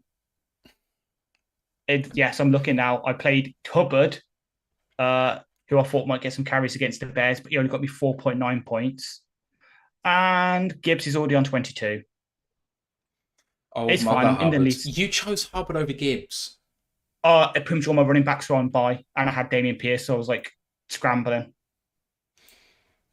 I'm just saying you chose Hubbard over Gibbs. It's a bad decision. It's because he was playing the Bears, and I thought Monty was back. So it's like, Monty's back. Carolina playing the Bears. There's no way they can fucking play that badly. Oh my God. Next gen stat. Oh my God. I love the next gen stats, and there's literally one live happening on the replay. I've got so distracted. I love those play things. Oh my, yeah. To be fair, that's my only bad decision because I also. Jameson Williams makes the touchdown. He does, Just saying that right now. He's absolutely incredible. Right, here goes Herbert from the pistol. And he tosses it to Eckler, who bounces it outside. He got more than 2 yards! And he gets through a few guys, and he gains himself 9. Tackled by Brian Branch. 2nd down and 1. I mean, in our league, it's very close right now against Kylo Ren. So, and he's got David, he's got Monty, so I'm going to cry. I've absolutely shat the bread in fantasy this year. Throw by Herbert on a wide receiver screen to Keenan Allen. That's a gain of 5 yards. And a 1st down, Kirby Joseph in coverage. As the coverage is correctly highlighting Quentin Johnson, so he hasn't even had a target yet, I don't believe. 2:30 to go in the first half, and Herbert driving, trying to cut the score again. For the 41-yard line, Herbert looking left, now coming back to the middle, and over the middle is Keenan Allen, who stiff arms Jack Campbell, gain of 15 and a 1st down for the Chargers, and that's going to take us to the 2-minute warning. Oh, poor Campbell just got stiff-armed the fuck out of him there. He did. He really did. That's the 2-minute warning, everybody. And the Chargers are just after midfield here, I think, if I've got my positioning. They are on R46. R46. So 46 yards to go. 14-point game. God, I think 38 points might have been conservative in this game. Although 14 points for the Lions gets us the point score I thought we would get. And the Chargers have got half the points that I said they would get. So we're getting it roughly that. Well, we've got to take into account, number one, the 3rd quarter for us, which is always bad. But number 2, the fact that if we're ahead, we'll just keep running the ball. So it's looking, we won't have 75-yard touchdowns so often. We'll be looking more for 4 yards, cloud of dust, grind down the clock. Patman says, do we have the best running back duo in the league? I think that is, we have a very good claim for it. And One Prado 47 must be a Michigan fan, says, I think the Chargers stole our defensive play signals. Lol. Bobo Land says, looking good so far, guys. Mark LeBase is starting Monty, Gibbs, Laporta, Goff, JMO, and the Lions D on fantasy this week. Well, you are a braver man than I am, but there we go. TJ says, still a lot of football left, up 2 possessions when we get the ball going into the second half. We have to keep performing here, that we can't take our foot off the gas, because the thing is, if the Chargers start performing on offense, we're going to still be in a ball game here, and we need to come back. So, Ash, got to keep your foot down. Exactly, yeah. If you hear me clicking, I'm just quickly scrolling through.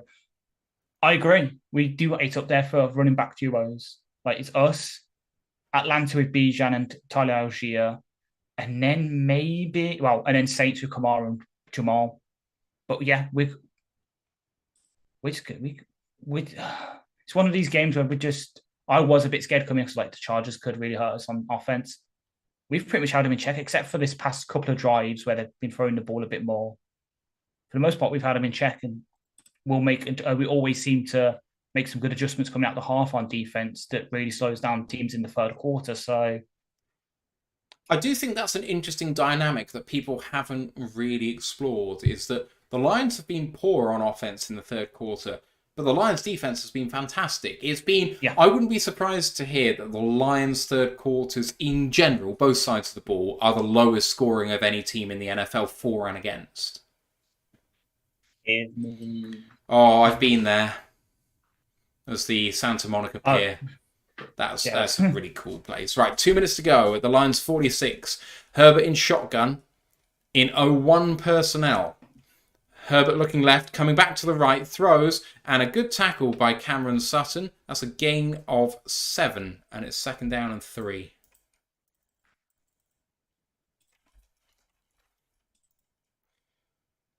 Second down and 2, correction.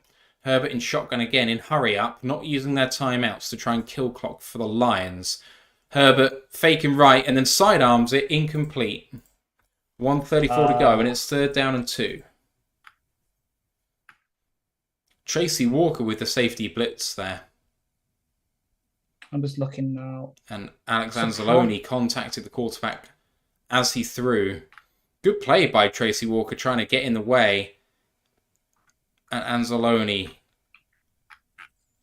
almost ripped his head off. 1:34 to go. Third and 2 from the Lions 39. This is definitely fourth down, go for it territory. Herbert, Or not. 2-step drop. Looking deep. Throwing deep. Got Keenan Allen all the way down at the 11. Lovely throw. Kirby in coverage. And you just can't beat Keenan Allen. Yeah. It's a little stutter step, and Kirby's not so great in single man coverage. So can allow that. I'm just looking now, and surprisingly, the Lions' defense is mid during the third. So I think the best one I can see is your favourite team, the Bills, with 1.33 points conceded in the third per third quarter on average so far this season. Really nice throw to number 15 of the Chargers, who is Jalen Guyton, the wide receiver. And it's second down and 1, but they are at the 3 as they quickly set up here to go for it. They do hand it off to Eckler, going up the middle, and stopped after a gain of 1. It's going to be third down and 1. It said second and 1, but it was really second and 2. So third down and 1 now. Chargers take a timeout. I am confused, really, that I would have thought the Lions would have taken a timeout before that play because that would have preserved a bit of time on the clock. TJ said Joseph didn't look for the ball. Frankly, though, man, if he had looked for the ball, he would have been beaten even further. He was about a yard and a half behind Keenan at that point. So, okay. Exactly. Ken Button just said, guys, can someone please tell me why no timeout? I agree. I agree wholeheartedly.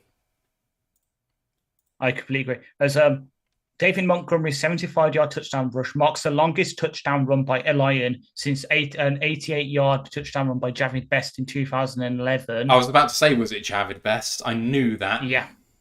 It's also the first player to have 2 40-yard rushing touchdowns in a single season since Barry in 1998.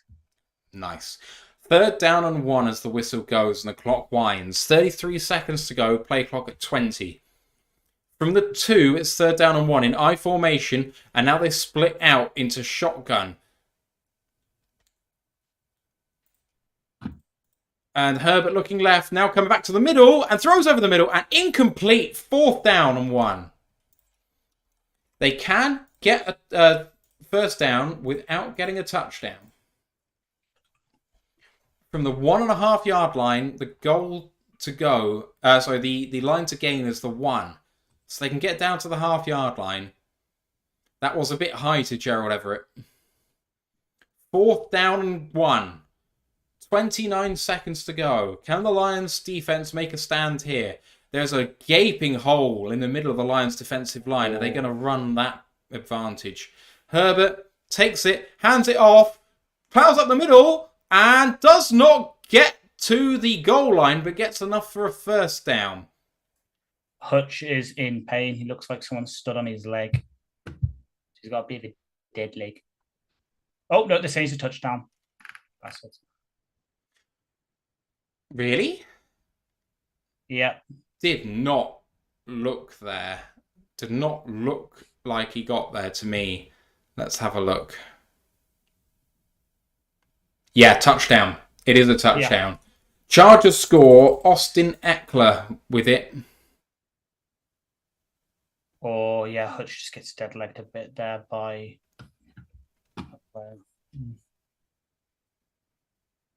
just steal the ball out for a half at this point.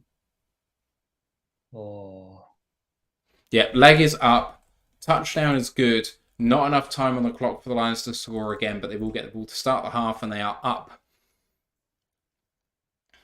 7 points. Yeah, touchdown is good.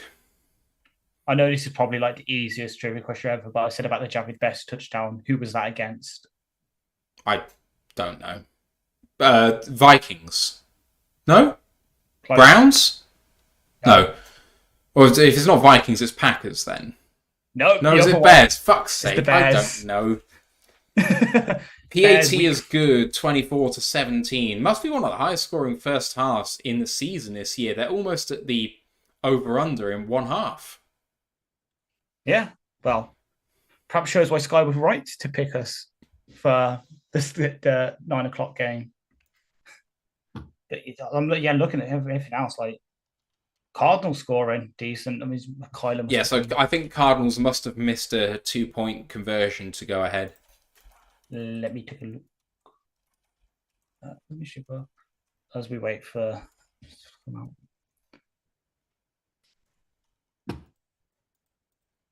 Oh yeah, as the cover shows, there's been 3 touchdowns in the past 3 minutes of gameplay here at the thing. Keenan Allen is 113 yards in the first half, and they were anemic on offense for the first quarter. Exactly. As they show that Austin Eckler scored the most touchdowns in the NFL since 2021. Ridiculous. Yeah. Kick is through the end zone, and with 23 seconds left, the Lions come out. Maybe this is enough time for a field goal with 2 timeouts. You just got to be hyper efficient here. I'll take it. I was looking now. Yeah, it was a 2. Kyler Murray 6-yard rushing touchdown, and then the pass to James Conner was incomplete for the 2-pointer.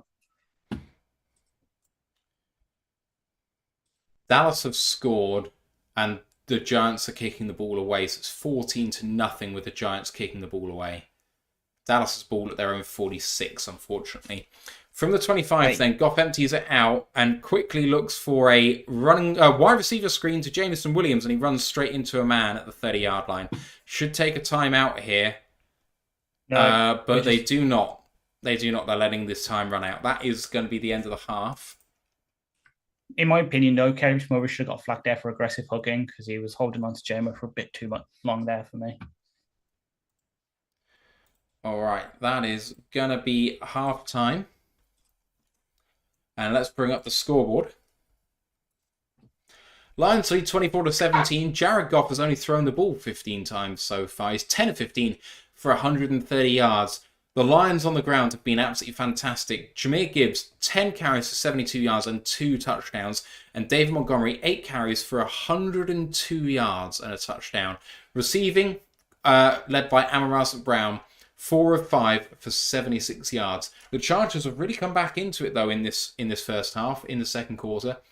Justin Herbert, 14 of 24 for 179, a touchdown and an interception. Austin Eckler is the star of the show, really. 8 carries for 24 yards and a touchdown, and 3 of 6 in the air for 42 yards. Keenan Allen, though, has torn the Lions to shreds a little bit. 8 of 11 for 113 and a touchdown. Ash, your thoughts as I take 2? Of course. I'll take Allen tearing us apart. We did it last time we played them, if you remember, way back when they came to visit us with Philip Rivers and Darius Slay had a last-minute interception against Allen for the win. I'll take it because they can throw it. If they keep passing to Allen, it means they're behind because they have to keep passing. So I'll take it. As the coverage also showed, this is the second time since 2011 we've had over 300 offensive yards in the first half. This is me playing Madden. It's like me playing Madden. Just absolutely tear them apart, but no defense. It's good shit, though. It's good shit.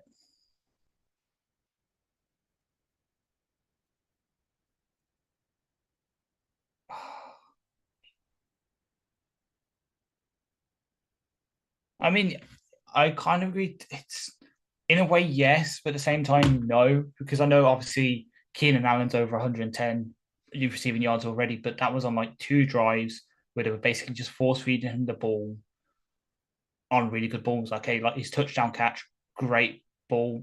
Don't know what much more that Jerry could have done in that situation.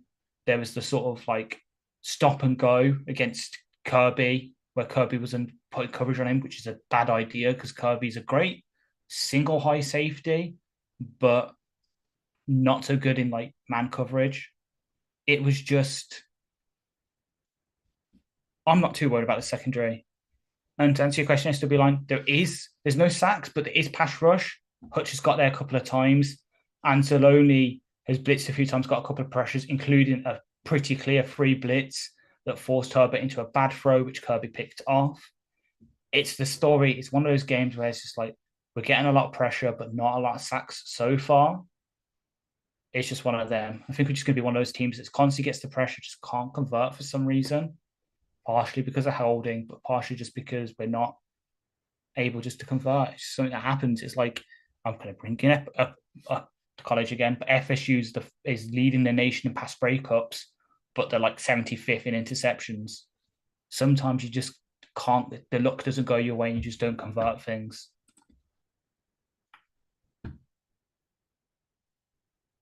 That's what it is. Oh, Lions PR. The Lions have rushed for at least 175 yards and 3 touchdowns in a single half for the second time in franchise history since at least 1991 when the stat was first tracked. The only other occasion came in the second half on November the 24th, 1991 versus Minnesota. No, sorry, actually, TJ Laporta's caught a couple of passes. Wright has as well, and he's been doing very well in blocking, which is good to see because that's what was really his calling card early in the season last season. And then we evolved him into the pass catching, for example, against the Jets. So it's sort of nice to him to get back to that because he has been having a down year compared to last year. Like he was kind of at risk that if we could get an upgrade behind Laporta, he could have been gone because he's only UDFA. Could have cut him with little cap hurt, if that makes sense. It's just nice to see him doing some good.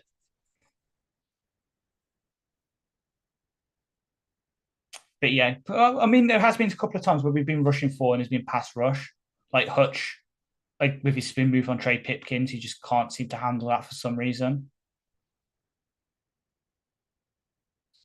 I mean, somehow, I think if I look, I won't be surprised if Terry McLaurin's got a lot of receiving yards for.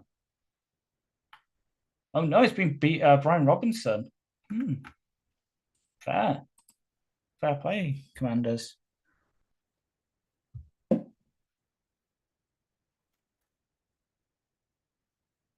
Ay.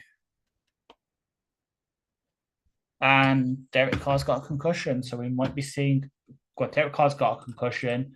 Marshall Lattimore's got an ankle sprain, so that's fair in mind for a couple of weeks. How are we doing? We're doing fine. Here's a fun stat. This is the second time since 1991 when the stat was first tracked that the Lions have rushed for over 150 rushing yards and 3 touchdowns in a half. Sorry, I don't think I heard that right. Repeat that to me. So this is only the second time since 1991 that the Lions have rushed for over 150 rushing yards and 3 touchdowns in a single half. The only other time was November 24th, 1991 against the Vikings.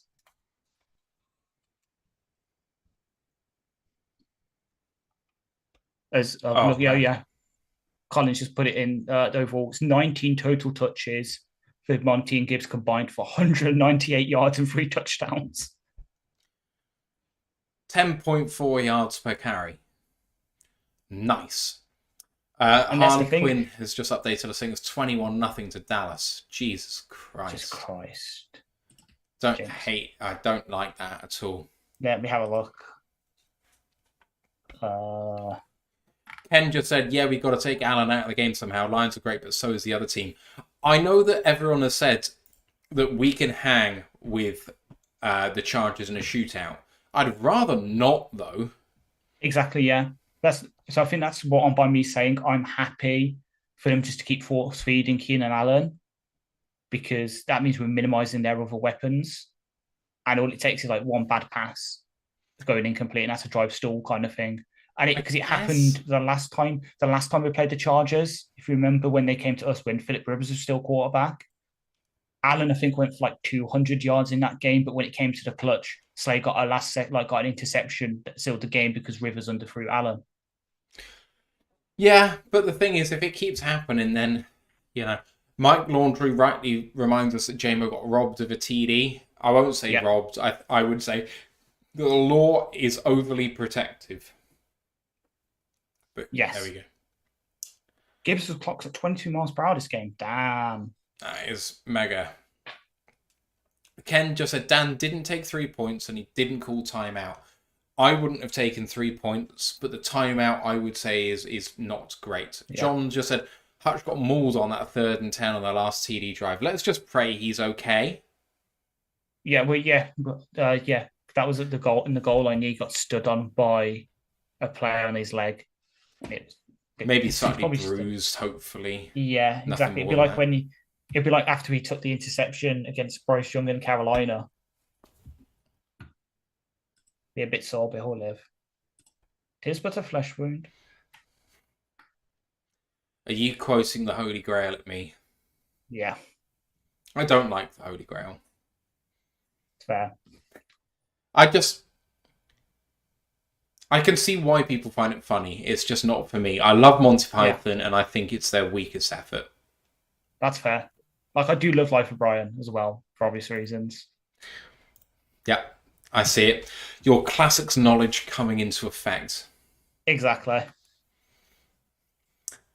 Oh, Civman saying they have 17 already. Our defense's goal is to keep them under 20. Hope they have a perfect second half. It ain't happening. We ain't holding them to 3 or less. It's not going to happen. We need to keep ahead of them and keep saying to Herbert, do it again.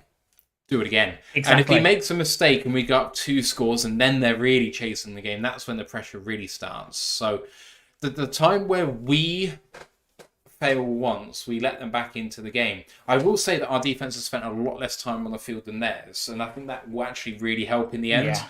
But while Jerry had a really good pass breakup, it's been Jerry on Keenan Allen that has been the matchup which has kind of hurt us a little bit, I will say. Yeah. What they do there, I know we don't travel as much anymore. It's just how the scheme is with us being zone. But the Chargers are doing a really good job of just moving Allen across the formation to get him matched up in good matchups, aka away from Cam Sutton. So his touchdown reception, they literally did move him across the formation from against Cam Sutton to Jerry to exploit that matchup.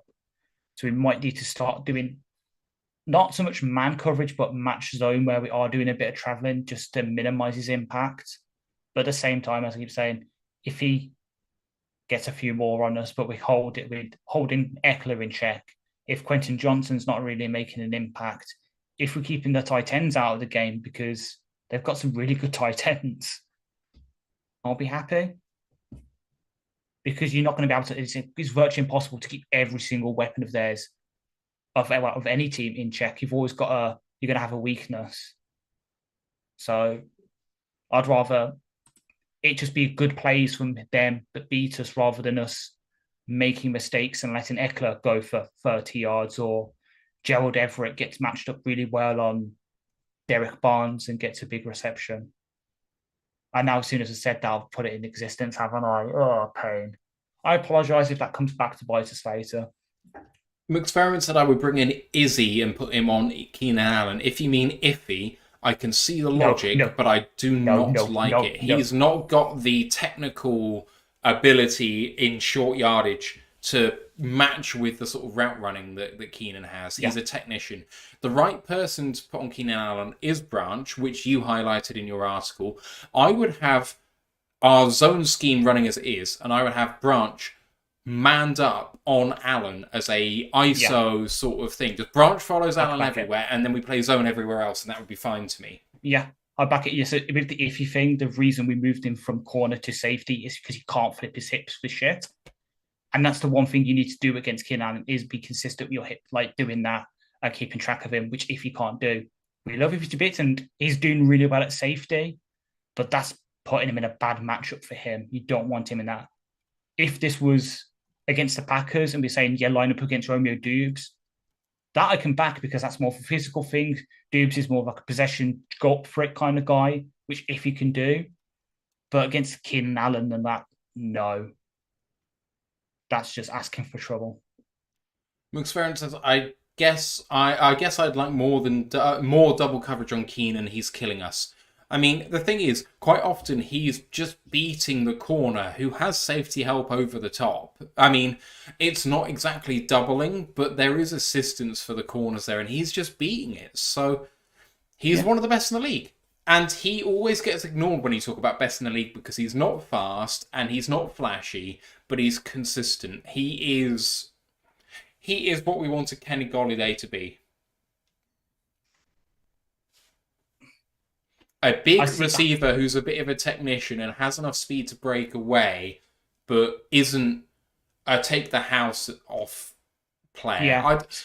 Keenan is absolutely the high end of what we wanted Kenny Golladay to be, not the average. Like, that's the absolute top of what he could have been. Yeah, for me, the reason I'm going iffing about it is because for me, Alan and Kenny separate in different ways. So Alan is very much, as you say, the route technician separates that way. For me, Golladay was more separating by physicality. He is kind of like what I was saying Romeo Dubes is. But yeah, I can see it. Like Golladay, God, when we had him, was a great receiver. I do feel bad for him. I do. People think he sold out to the Giants. People think that he protected his career while he was with us and not get back. No one knows the truth. It may well be true, but I choose to believe the best in people. And what happened at the Giants with a shit quarterback at the time is not his fault, I would say. Although maybe he just wasn't as motivated there as he could have been. But there's still a good player in there somewhere. Mark LeBay says J-Mo has been more involved in this game. Not as involved as I wanted him to be, but he did spring the touchdown, and he could have had one for himself too. So, you know. We are doing the sort of tunnel screens and that we've been asking for. I won't be surprised if we still see him doing a deep thing later. Almost draw them in with a fake screen and then get him just running vertical. It just said there, the Chargers have conceded 357 a game. That's 30th in the NFL. We've got 307 yards of offense today. Goff looking, throwing, and incomplete. Good coverage by the Chargers there. Calling for a flag is Josh Reynolds, but doesn't get it to start the second half. Had 8 seconds to throw the ball there. Jared Goff. It's a bit of a... I can kind of see it why Reynolds is saying it, but it's a bit bang-bang. It's bang-bang, yeah, for sure. Yeah. And then a very late kind of aggressive move when he's not caught it. Just a bit. It's second down and 10 for the Lions then. 14:52. Goff takes a snap in shotgun. 3-step drop. Throws off his back foot and incomplete. Little bit of contact early there on Sam Laporta, but not called. And third down and 10. Chargers have got an early opportunity to get off the field here. I'm not saying it. I'm not going to say it. Is that vodka? No. I don't like vodka. It's squash. I promise. I've got Dr. Pepper down there, though. I'm moving on to that in a bit. Third down and 10. Jared Goff in shotgun, empties it out. 5 wide. Goff calling for it and gets it. Goff looking and a catch, but short of the sticks. Gain of 8. There's a flag. There's a late flag. Gain of 8. I think it's on the Chargers, I think. It is on Derwin James. Fuck's sake, Joe.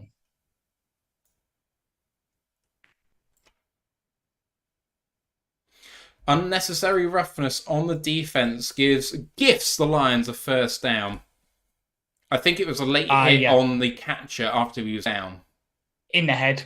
You can see him laying the shoulder into Reynolds' face. So Reynolds makes the catch and Derwin oh, shit. Yeah. Exactly. He's a defenseless receiver catching the ball and he hits him in the head. Shit, that was bad for Reynolds. Exactly. See, he can crack his neck back. I wouldn't be surprised if he has to go into protocol for that. Mm-hmm. Which Goff hands it off to Gibbs, who runs for a gain of 3. Second down and 7, sorry. We got bailed out by that personal foul, though. We really did. We did. But, I mean, that really could have been bad for Reynolds. You see his neck crack back, and it's not one of those really bad ones, but it's enough. Exactly. Second down and 7. Skippity. Goff, play action, well blocked. Goff looking deeper, intermediate to Amoroso and Brown. Gain of about 12 and a first down for Detroit. And you can hear me giggling because he just comes over and you can just see Skipper and X give a light tap on the helmet. It's like, well done. There's a little pat on the head. What a route by Amon-Ra. What a technician he is. SW Line says the penalty bails them out 3 straight passes to open the half. Don't understand that. Well, I've had enough of the Lions going pass, run, pass. Pass incomplete, run for 2, third down, 8 pass. Don't like that. In some ways, I prefer pass, pass, pass. If you're going to pass on first down, just go for it. I formation. Derwin James, tackle for a loss. Loss of 3 on the play. What a play by Derwin James on the safety blitz. It's duality of man there in the past 3 plays. You have Derwin making definitely a fallible play. What can he do against that? But exactly, the Nathan a few days later does that.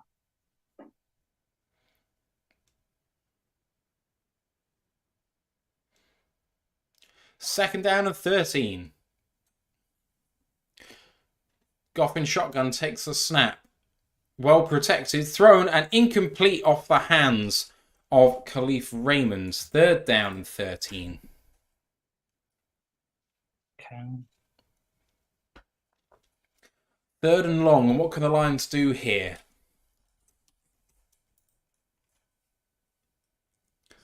Huddling up, still Jahmyr Gibbs in the game.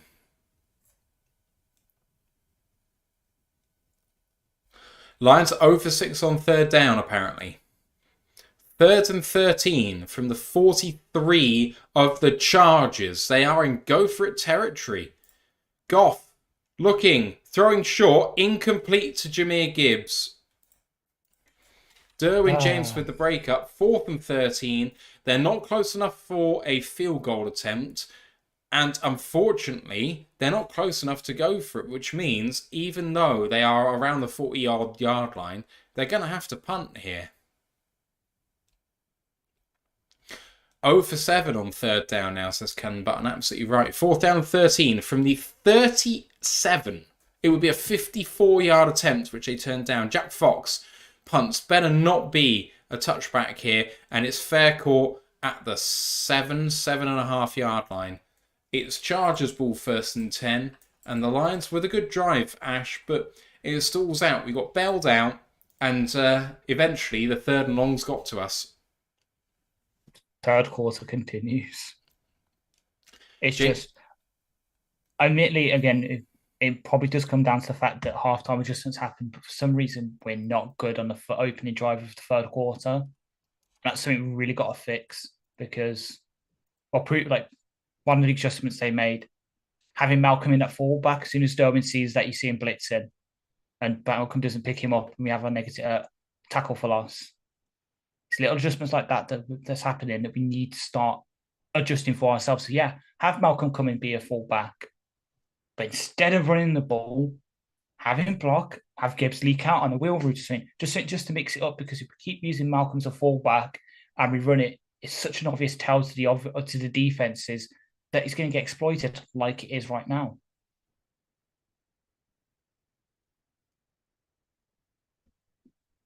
But there's some good news. The Lions have produced 325 plus total net yards each of the first 9 games to start a season. This establishes a new franchise record. Decent. Oh, they were playing an advert on Sky there that was Faithless in the background by... Insomnia by Faithless, which I feel very privileged to have watched them live while the lead singer was still alive. Yeah.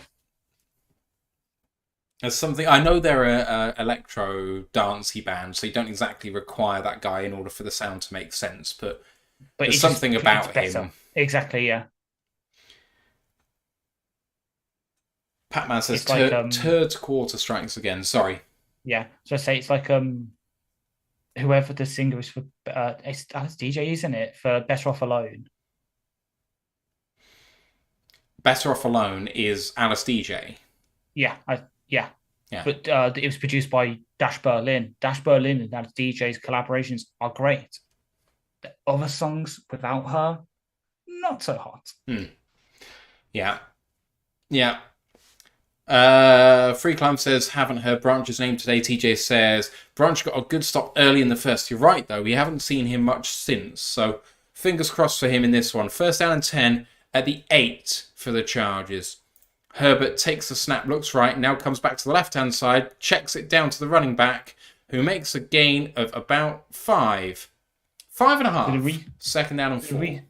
So the reason we haven't heard from Branch so much is because we're continuing the trend from the Raiders where we're basically having gone in on every snap. So about half of the snaps he's playing nickel, but the other half he's back there at safety. So that's obviously in the scout reports we've said that's not what he's good at. He's better being close to the line of scrimmage. As there's laundry on the play. Second down and 4 and thrown down the middle and dropped by Quentin Johnston. Should have maybe got a touchdown there, the Chargers. Fuck's sake. Flag on the play. Pass interference on defense. On Jerry Jacobs. Okay, yeah, fair. I've seen the replay. Just about. Fuck's sake, Jerry. Jerry in coverage. Let's see what he did here to Quentin. Held him very slightly. Might have saved himself a touchdown there, so I won't say too much against him. Yeah, it's just a bit. Well done, Jerry. Exactly, yeah. First down, Jerry, but at the same time. Yeah. Next, at the 29 of the Chargers. Here we go. Herbert hands it off through the middle and a tackle for a gain of 3.5. Second down and 7. You have the commentary on, don't you? Mm-hmm. Have they mentioned the fact that Kellen Moore used to play for us yet? I don't know. I haven't been listening out for stuff like that, if I'm honest. Second down and 6. Fair. At the Chargers 33, Herbert is going hurry up, not allowing us to substitute very much, and changes the play at the line here. Takes the snap, 2-step drop, looking left and throwing over the middle, and that's a first down. And Parham... Oh, and there's some laundry on the play. Don't look now, but the Chargers, the Cowboys are 28-0 up. Oh, I saw a flag, but apparently there is no flag. Apologies. First down and 10. Yeah. Looking right and throwing short, and lovely play by Alex Anzalone. Gain of only 3. Second down and 7. And there's an injury on the play. Jacobs. Fucking. Oh, we can't afford that.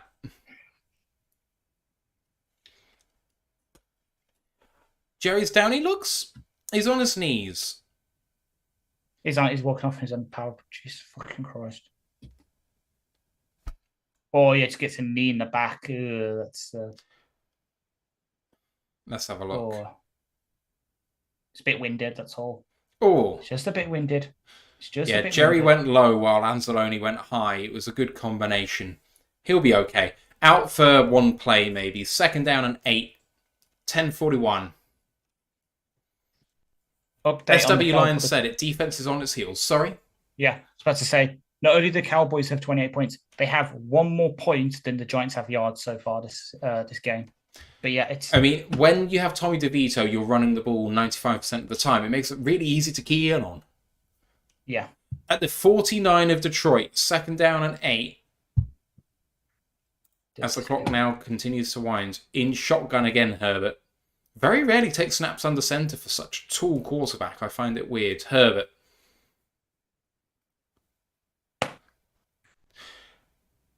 Herbert throwing over the middle. A lovely throw and incomplete. What a play by Alex Anzalone in deep coverage against a tight end. My word. Third down and 8. Fantastic coverage by Alex. It was definitely pass interference, I will say. He was there early, but it wasn't called. He was there probably a step or two early. That wasn't bang bang. Third down and 8. Third down and 8. Top of the screen. He's covering Johnson. At the 49 of the Lions. Third down and 8.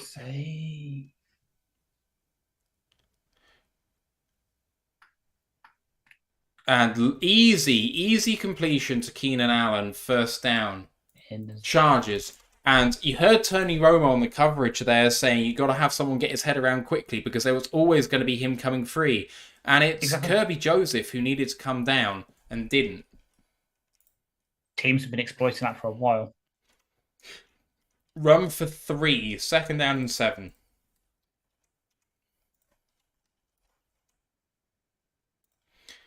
$9.50 to go, 2nd down and 7.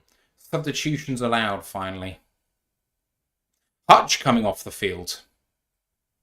He's really struggling, Hutch. Yeah. 2nd down and 7. Give him a rest. Keep him off the field for a bit. Herbert Exactly. at the Lions 34 in shotgun. Herbert with 3 to his left. Looking left. And throwing short. And a good tackle by Brian Branch. That's a gain of maybe 4. It's going to be 3rd down and 3.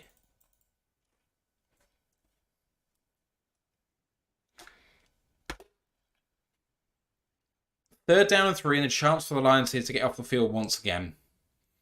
Freeland just said Hutch went off the field like he crapped his pants. He's really struggling. 3rd down and 3 at the 30 of the Lions.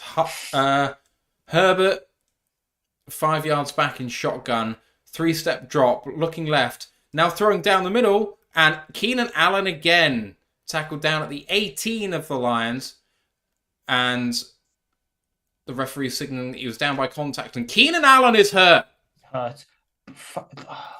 It's such a I have to respect what the Chargers are doing with Allen, though.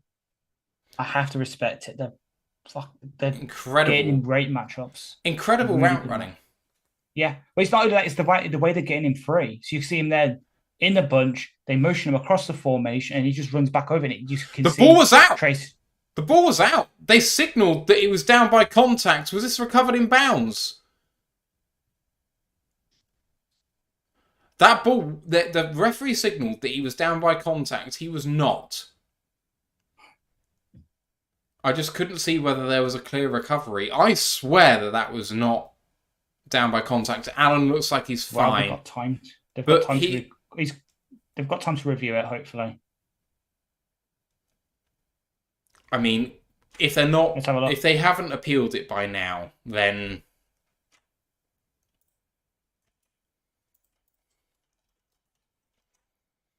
let's have a look. Not recovered in bounds. I think it was clearly fumbled. It's clearly fumbled, but Tracy unfortunately recovered it when he was out of bounds. So it's Chargers ball. Yeah, 100%. Referee signalled down by contact and he was wrong, though, which is very annoying because even if we recovered it, he'd whistled the play dead. Yeah. Shouldn't do that. That shouldn't be allowed. 1st down and 10 at the 18. Herbert without his main man. So. Oh, for fuck's sake. Herbert in shotgun. Fakes the handoff. Now looking down the middle. Touchdown Chargers. Number 15. Guyton. And that levels it up pending the PAT. Great half so far by the Chargers. I respectfully ask Aaron Glenn to stop rotating our safeties down into the box on passing downs. At least after the snap, stop it.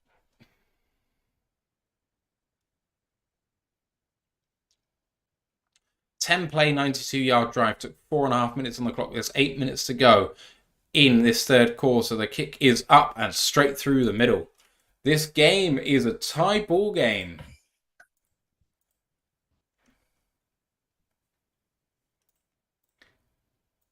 Yikes.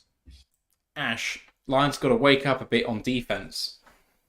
Really do. As I keep saying, they spotted a weakness with us. The fact that we keep rotating our safeties after the snap, and they're exploiting it. Did it on that touchdown. We're doing it pretty much all the Keenan Allen conversions. We need to fix up. As much as we love Ben Johnson and Glenn's been doing a great job, neither of them are really having good third quarters this season. And it's something we need to fix because as the Sky are showing replays of the Cowboys, if we have to play a Cowboys or 49ers or Philadelphia, someone that's got a fairly competent offense, they'll be able to exploit that. And yeah, we might start the third quarter touchdown or 2 lead, but we could end the third quarter touchdown or 2 behind because teams should just exploit our inability to play well in the third. See, what we need to do here with 7:59 left, like we did a few weeks ago, is go on a 15-play, 8-minute and 1-second drive to score in the top of the fourth quarter, and then our third quarter stats are still preserved, and yet we still score. Because do you remember that we came out of at the third quarter first and goal from the 1, and then we scored first play of the fourth, Raiders, and it's like, well, okay, guys, but we basically have scored in the third here. It's just a slight timing adjustment by 1 second, you know? Yeah, it's just because what's really racking me off is they were literally highlighting it on the coverage before the touchdown. They were saying, "Oh, look, you've got the things there. They're going to rotate that," and it literally happened. Ah. Yeah. Let's have a look on the league.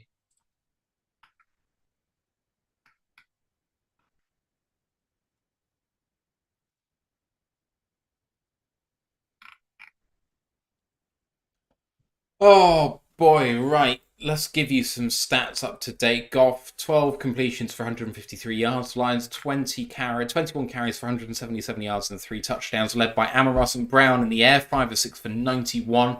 The Chargers, Herbert, 21 of 32, 249, 2 touchdowns, 1 interception.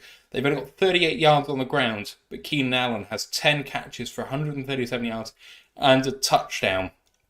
There is a turnover in the game. The Lions had an interception by Kirby Joseph to seal a possession, but they did turn it over on downs in that possession.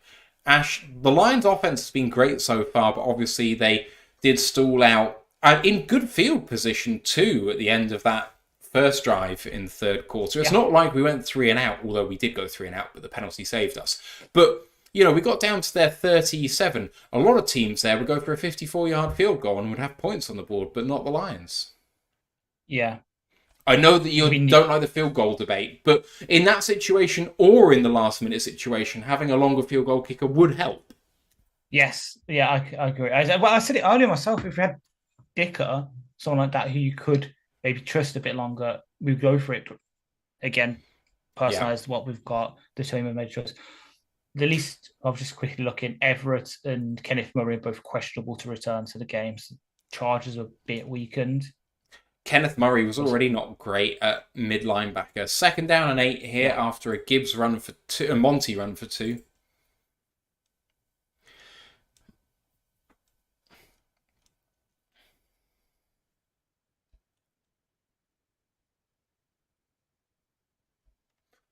.24 ball game, and the Lions have possession, which means marginally we are ahead, I guess, because we have the ball, but 2nd down and 8, and we hand it off again. Lions getting conservative here, and the running back gets all the way down for a gain of 5 yards, and it's going to be 3rd down and 3. I reckon they're going to call that 3rd down and 4, which I hate. They always seem to do that for us. 3rd down and 3 by ESPN. Thank you. We'd love to see. That's why I have ESPN open these days, just to quickly check the downs. Supposedly Keenan Allen's not left the blue tent yet, so 3rd down and 3. 0 for 7 on 3rd down so far. Khalif Raymond in motion. Goff takes a snap. Passing play. Goes down the middle. Caught! And it's their first 3rd down conversion to Josh Reynolds over the middle. 1st down and 10 Lions. They needed that. Really needed that. We did, yeah. For all of the time of possession that we had in that first half, our defense is looking a little tired and we need to give them a break as much as anything. Yeah. 1 for 8, Jesus Christ. Run to the right. Oh, no. 1st down and 10 with 6 minutes to go in this third quarter. Goff under centre. Man in motion is Sam Laporta. Good run up the middle by David Montgomery. Keeps the legs churning and gets all the way down for a gain of 7. Maybe 8. 8. 2nd down and 2. Really lovely play design. I've seen a lot of this actually. Sam Laporta starts out on the left. What's that? James Mitchell sighting. Oh man, okay. So Sam Laporta lines up on the left-hand side as the tight end in line. He motions to the right, and then as the play kicks off, he motions back again to the left. I've seen it so many times. It must be a schematic thing that we've seen. I'm just in it again. He was at receiver. He motions inside to inline, and then Goff, stuff happens. play action, looking deep, but checks it down and incomplete. I think that was towards Brock Wright. 3rd down and 2. Goff didn't see anyone he could go to there. It's a sort of play where you could go deep, but it didn't happen. That's what happened. I think we're playing 3 tight ends then. So 3rd down and 2. Jared Goff in huddle. Porter's lined up at receiver again. Montgomery is the running back in this play. 3rd down and 2 from the 48 of the Lions. Run, boy. Run. Goff. Nice. 2-step drop. Quick throw over the middle. Amon-Ra St. Brown crosser. All the way down to the 30, the 25, the 20, and out at the 18-yard line. Massive gainer for the Lions of 34. And a Lions first down. Amon-Ra doing what Keenan Allen did to us, to them. Amon-Ra 3rd down. Yeah. Maybe out at the 19 there. Jared Goff with a play of 33 yards to the Chargers 20. The spots that we seem to get are awful. And what a throw by Jared Goff on time to Amon-Ra again. Oh my God. Yes. 1st down and 10 at the 20. Goff in shotgun. Quick throw to Amon-Ra St. Brown. Gets it off his toenails. And it's a touchdown. It was a wide receiver screen. No flags. Lions touchdown. What a play. What a fucking play. Perfect little great play design. Quick throw. And unbelievable play. And Lions scored ahead of steam there. Like, that didn't take very long. 7 plays, 75 yards in 3 minutes and 28 seconds. And the PAT... They are lining up. Snap is away. Hold is good. Hold is really good. And that is over. So McQuaid caught that with the laces facing the kicker and managed to spin it around and have it right. What a catch by Amon-Ra St. Brown that is. Fuck me. Well, it'll be easy considering with one of them we've just seen, but can you name the only 3 Lions receivers to record 4 straight games with over 100 receiving yards in a season? 4 straight games of 100 yards. There's 3. One should be really easy. I mean, clearly Megatron. Yeah, so there's 1. Herman Moore. 2. You're missing the obvious one. Well, apart from Amon-Ra. No, he's the 3rd. Oh, okay. Those are the only 3. Amon-Ra, Herman Moore, Calvin Johnson, the only Lions receivers to record 4 straight receiving games in a season. Sorry, when you said one was really obvious, I thought you meant because it's Megatron.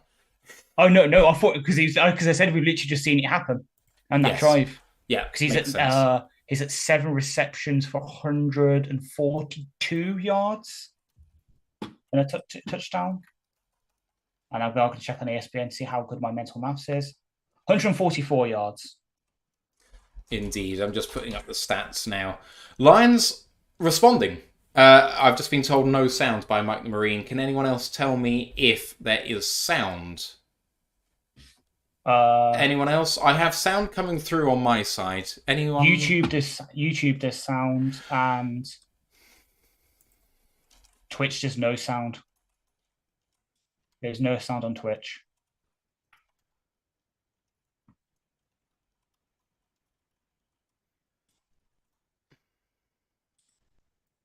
Which is sad because I do that. Well, another one. Currently, Amon-Ra's career high in receiving yardage. And we're still in the third. Wisco Lions fan has redeemed stretch, so I'm just gonna. Okay. There you I'm go. gonna stretch with my Oh.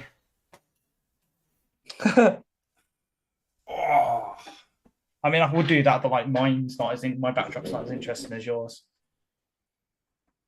It's more varied. Thank you, everyone who's replied to us saying that it's good. I'm happy enough.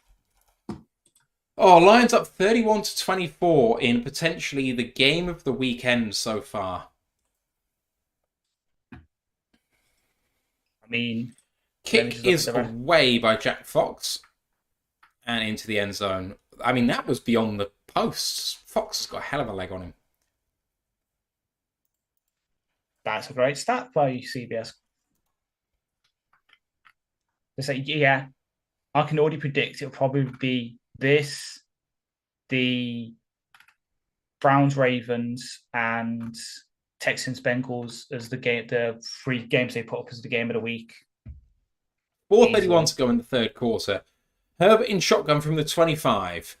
Takes a snap and hands it off, again, in the most imaginative play call they could possibly do. 5-yard gain, 2nd down and 5. Why can't we key into this? Oh, it's the first play of the drive. Why don't we protect the run? Because 2nd down and 5. Because the second we do that, they'll go play action, hit us over the top with a yeah, I know it. You know how these things work. 2nd down and 5. No Hutchinson on the field at the moment. And 1-step drop and a quick throw. Really good coverage by Jerry Jacobs for the PBU. 3rd down and 5 and a chance for the Lions to get off the field. Hutch is back on the field for the people asking. And I think he was exhausted. He always has the dead leg from when he got stood on that goal line play. So can we double Keenan, please? Yeah, so look. Yes, Sutton's travelling with him.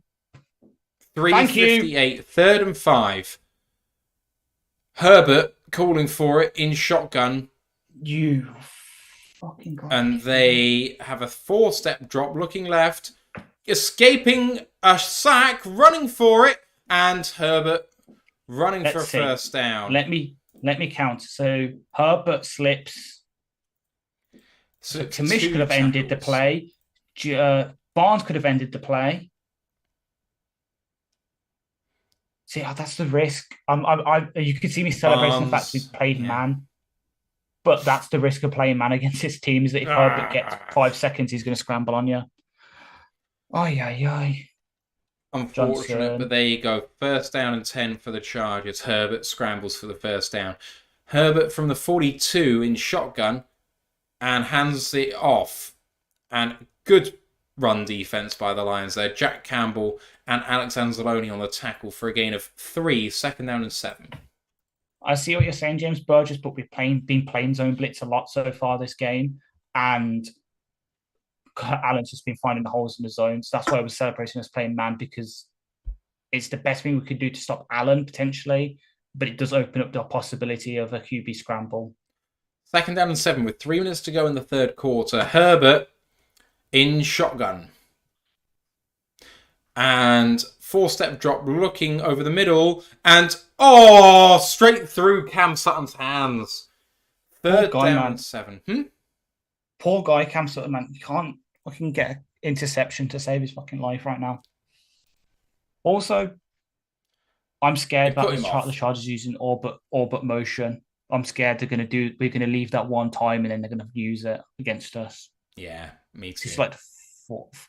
As definitely going to do it again.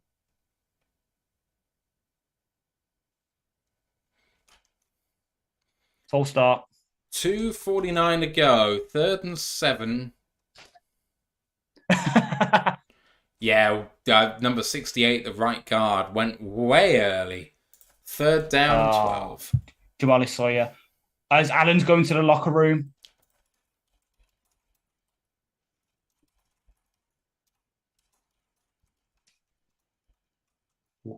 I've just been told that I'm apparently audible from the bedroom. And I'm outside. So I will quieten down just a touch. 2:49 to go. 3rd down and 12. after the false start, and Keenan Allen Right. going to the locker room. Pick it. Oh. 42-yard line of the Chargers. Herbert in empty, and a 5-step drop, and under pressure, man in his face, and that is incomplete. There's a flag down. Oh, fuck off. I haven't seen what it is yet, but fuck. It's roughing. Yeah, I can feel it's going to be roughing. Julian Acquira, apparently. Yeah, okay, you can see him. He bitch slaps Herbert. He's going for like the sort of to deflect the ball and knock it out. Herbert just gets it out. And he hits him in the shoulder. Hits him in the shoulder. It then deflects up into the face mask. So you can see it goes to the shoulder up like that. So it's it's one of them.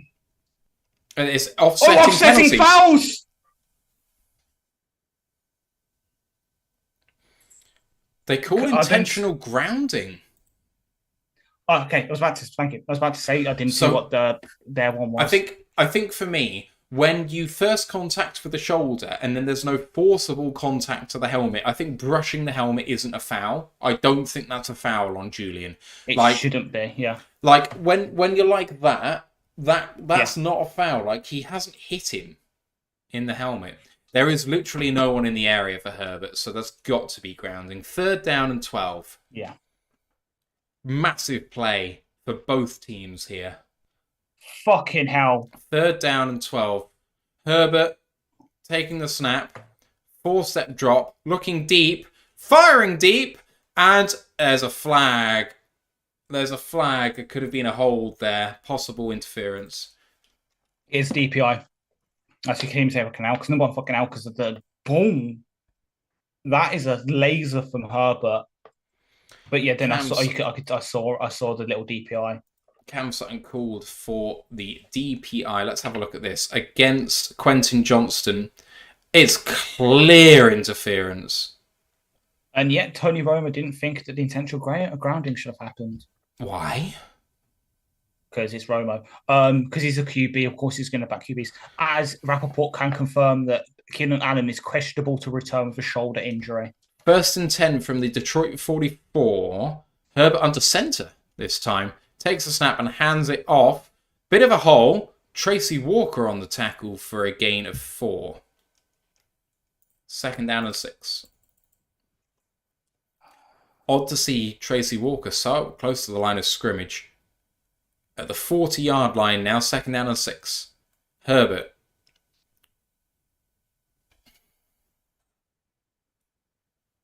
Jeez. 2nd down and 6. And Herbert with the option play pitches it out. And lots of room here for Austin Eckler all the way down to the 21, maybe 22 of Detroit. 1st down and 10. Both teams cannot get a stop here.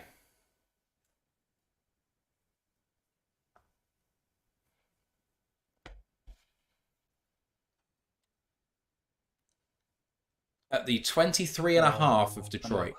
Wow. That's why we didn't cover him. Whoa! 1st down and 10. Herbert in shotgun. Quick throw to... Oh! What a hit by Sutton.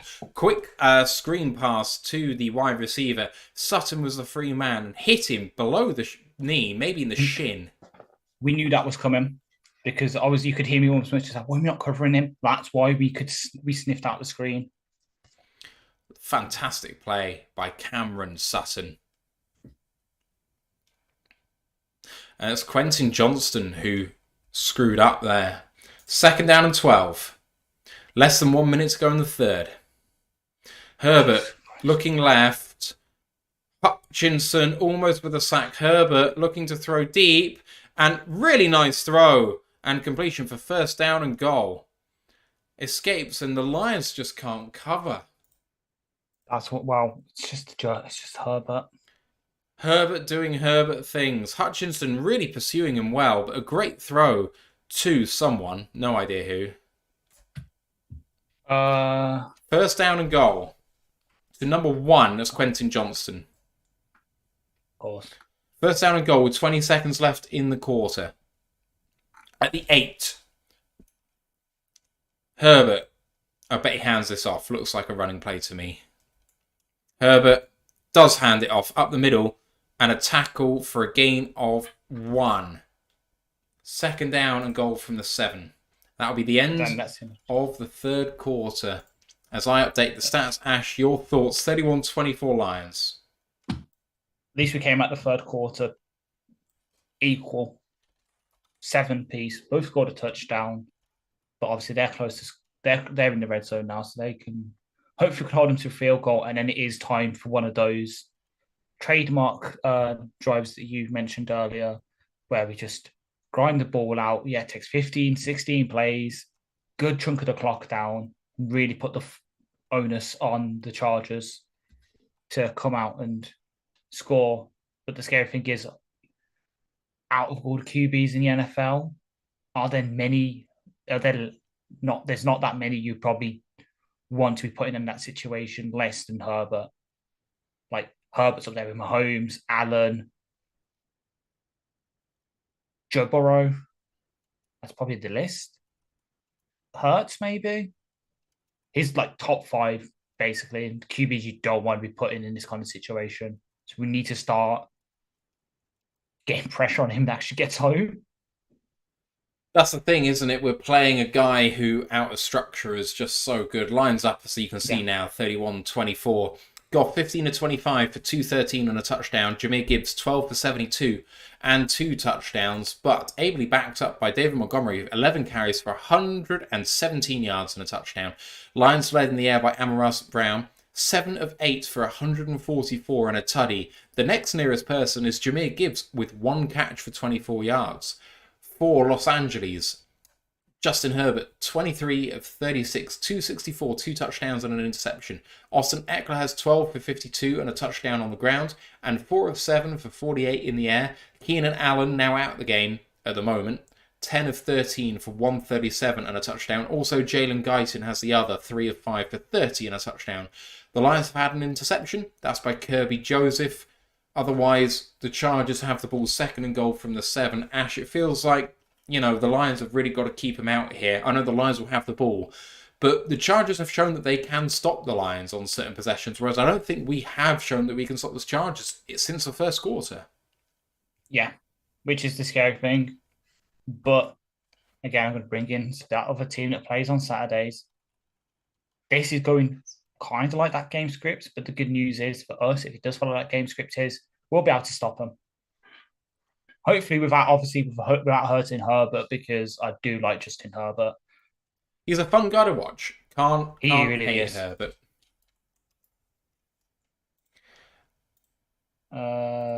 Second down to 7, and they run it up the middle, and Eckler... They are calling him down half a yard short. Third down and goal from the 1.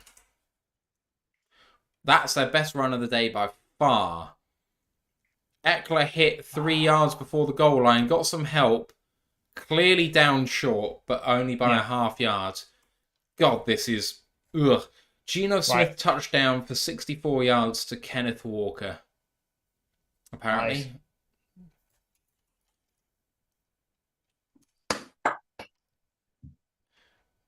McFadden in the backfield, and Herbert hands it off, and short.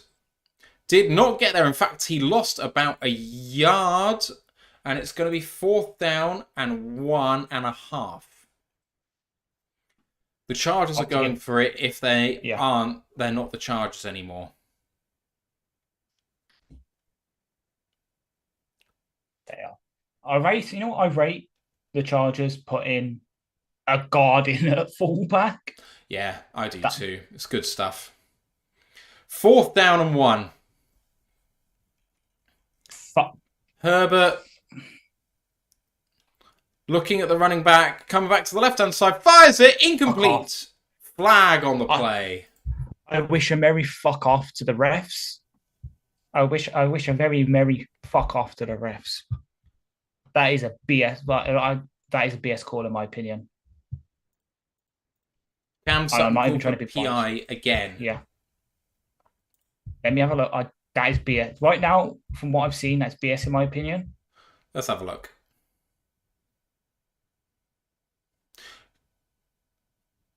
Yeah.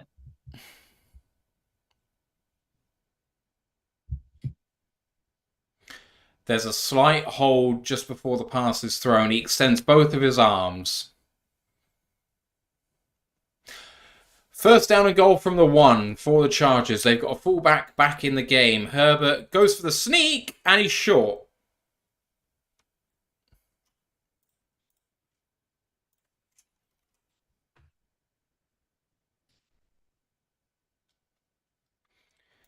Second down and 1.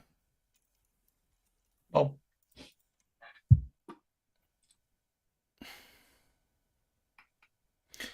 We need to put in a rugby scrum. I don't know why people can't study rugby scrums. But, like, it seems to not be... Well, again, this opinion is coming from the episode of the Kelsey podcast where they had Jordan Marlott on. They think that rugby players are weak, which is stupid. But yeah, they don't believe in rugby scrums. Well, individual players don't have enough strength to stop the push. So, sorry, but you need to do something. That looks like that's a touchdown, but it's not being called a touchdown on the field. It's third down and goal from the quarter-yard line.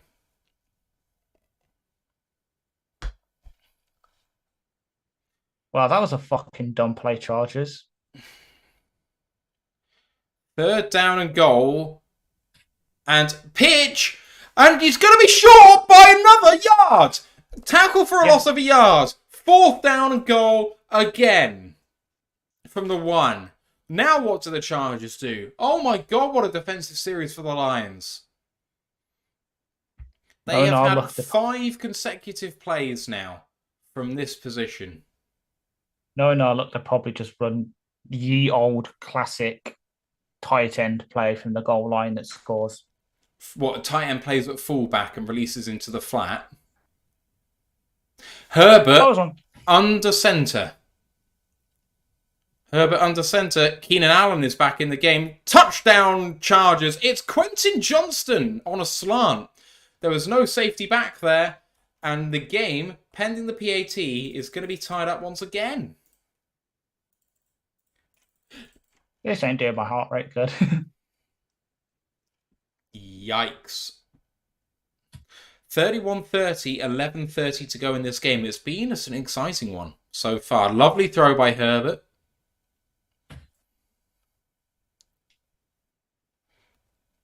I mean, we need to give ourselves some tiny bit of credit here. You know why? Did you see the drive breakdown for this for them? 16 plays, 75 yards, 8 minutes and 1 second exactly. What did we say earlier? Yeah. Gutsy play, gutsy call by the Chargers. Twice on fourth down, they go for it. And the Lions deserve a lot of credit on defense. I mean, to hold a team out like that. Oh, you seen the Cardinals replay? I'm just about to watch it back now. So is it a return for a touchdown, is it? Oh, what a play! If Atlanta lose this, it's equal parts hilarious and awful. Yeah. Really good return there. And then Michael Wilson, who you might remember me. I love Michael Wilson. Great player. He's been one of the better wide receivers as a rookie since, well, for a while. Yeah. Especially someone of his draft caliber, because he went 4th round? Yeah, something like that. Yeah, he was low down because he was obviously, well, number 1, he came from bloody Stanford, who aren't really known for producing receivers. He went, I'm looking now, 3rd round, pick 94. Pick 94, so that is the 3rd last pick in the normal picks in the 3rd round. If I could have done my maths right. Second, so it was 95 with Jordan Battles to the Bengals, and then it was us with the first pick in the comp section getting Broderick Martin. And then that pick is going to be scrutinized forever. Yeah. Well, if that's going to be scrutinized, then the Browns need to be scrutinized for Siaka Ika 2 picks later. And then, do you remember what the next pick was from San Francisco? Yeah, Jake Moody. Not like Amon, because he's my fancy to keeper right now, but 31 points each. I really, really feel like the Lions defense deserves a huge amount of credit for the goal line stand they just put together. To hold a team as offensively as good as the Chargers, especially Eckler running the ball, but also, Allen came in late, Quentin Johnson's pretty shifty, Herbert's a great rushing quarterback. To keep them out for almost 7 plays in that position is ridiculous. Yeah. So they got there. Very annoying. But we've got the ball. Tie ball game. Our offense still looks like it's firing. But Ash, reason for concern here? A bit, yeah. Though I have to hard disagree with you, Mark, that we would be more competitive if we drafted Jake Moody instead of Hendon in the 3rd. Hard disagree there. You think that Moody is a worse kicker than Riley Patterson? By that logic, Yes. I value accuracy more than power, and Patterson is way more accurate than Moody. Moody is not more powerful than Patterson. Well, at least not what from I saw. At Michigan, he's struggled to hit 52, 53 yarders, much like Patterson does. So, in that case, yeah, Patterson's a better kicker than Moody because he's more accurate. Because I think Moody's at 83% field goals this season. Matt Patterson's at 87%. So it sounds tiny, but there's little, as you said earlier at the start of the game, so there's little margins.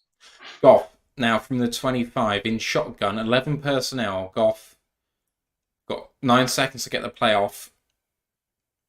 5. Takes the snap now. 2-step drop. Looking over the middle. Throws. Weird throw, but Gibbs gets to stand up again. Gets carried all the way down for a 14-yard gain and a Lions first down.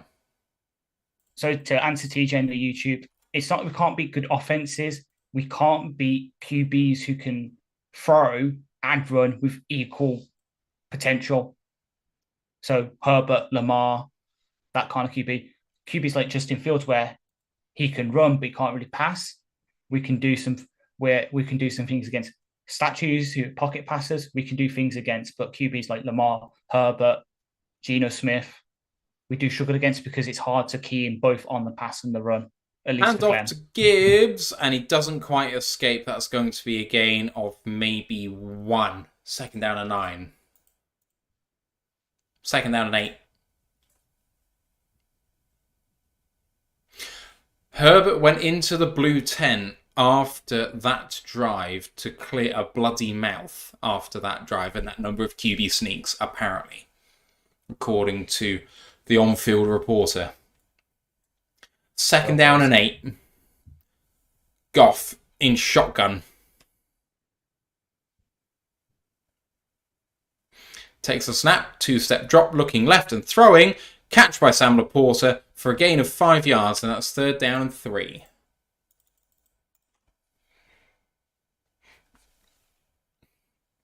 Free Climb says that looked weird to Gibbs because the ball was tipped. Thank you. Yeah. Just less than 10 minutes to go in the game. This is an absolutely key 3rd down for the Lions. You cannot afford in this position in the field to not convert here. It's at the 48 of the Lions. It's 3rd down and 2, really. And Goff looks to throw. Going deep! Lovely catch by Sam Laporta. That's a gain of about 20 yards and a first down, much in the LA territory. A gain of 21, according to Sleeper. Thank you to them for their service. 19 by ESPN. Sleeper, ESPN, tomato. And if you have served, if you are serving, given that it is Veterans Day weekend, thank you for your service. 8:50 to go in this game.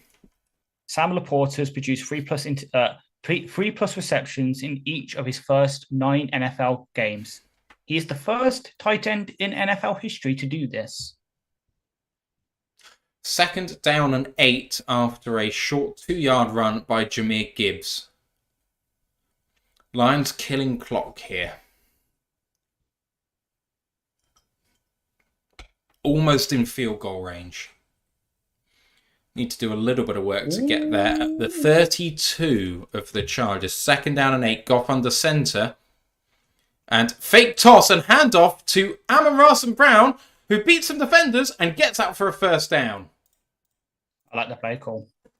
That is a fantastic fake toss and handoff. Oh my God.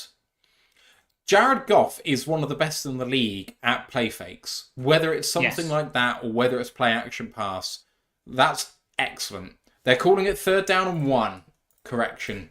And they're probably right on reflection looking at the replay. 3rd down and 1 from the 26.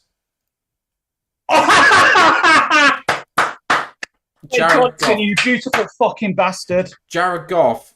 Fake handoff. Breaking 3.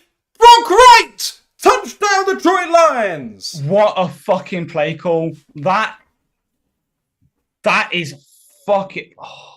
Just to describe it for everyone, it was strong eye formation with Brock Wright, I think, as the fullback. No, it's Malcolm as the fullback. Yeah. And Brock Wright is the inline tight end. Releases upfield when everyone's bought into the run play. And my God, what a throw. Brock Wright, and that's his first touchdown of the season, I think, if I'm not wrong. But he's been fantastic for the Lions in his career so far. A down year for him, but 7 plays, 75 yards, and the Lions go in front again. PAT is up, and the Lions have timed things absolutely perfectly. Run with me here. There's 7.5 minutes left. If you run more time off the clock, the Chargers can make sure it's the last possession to tie the game. With the time as it is, it's unlikely they can kill enough clock so that we can't, whatever they do, go down and win the game. I know their last drive was 8 minutes, but that was aided by plenty of flags. If they have a normal drive, which is about 5 minutes long, just like we did, we're going to have 2.5 minutes to win the game. The timing on that was absolutely perfect, and the Lions are in perfect position to win this game now. Exactly. This is... As the Giants have managed to score. Congratulations to them. This is just mad. I'm just loving that play. There's a lot of fun stuff in the chat here, crowning Ben Johnson for the excellent play calling there. James Burgess saying, Brock, a brilliant UDFA snag by Bragg. He blocks like a band man, and then once in a while, fuck you, Brock's gone. He is. I can't remember. I think it was 9.89 on the RAS scale. So he has the ability to. He's receive. fast. He's fast. It's just the hands. I think he's got good hands. He's got good hands, but they're not. Well, as a proof of that, as literally as the shows think, but they're not Laporta level hands. They're not. No, they're not. But who is Laporta level hands? True. It's harsh, I think, to call that. I'll rephrase it then. So for me, his blocking will always be his best trait, but his receiving is still good.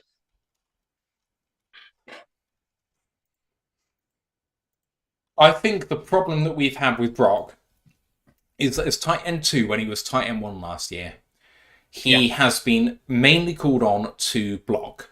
And while he's an okay blocker, he's not a dominating blocker. Yeah. But because we've not been using him in the receiving game, we've not given the opportunity to him to show him his best self.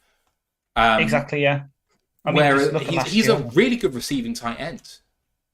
Yeah. Patman just said, wow, Ben Johnson is so awesome. And there's also celebration in there. 1Privo427 says, what a clutch in the clutch, which is a bit of a tongue twister. But there we go. 7.5 minutes left. Exactly half of the game, half of this quarter left in this one. Looking at time of possession, the Lions lead it 27 to 25.5. So it is more even than you would think it would be. Ash, the defense need a stand here because as much as I trust our team to go and win it with the last possession, I'd rather not let it come to that. Exactly, yeah. A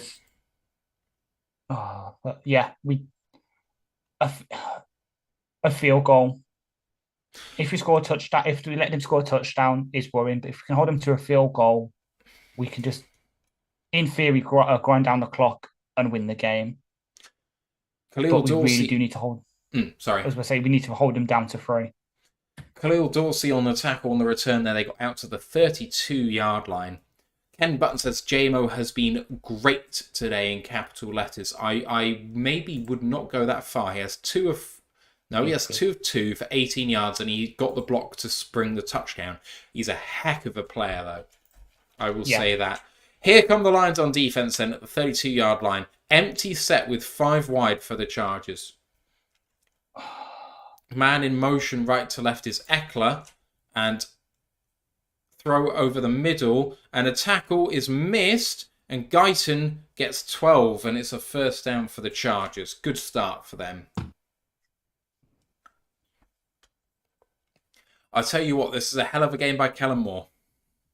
It is. I know I was joking about him earlier, but this second half he's called some really good plays. He's come to life.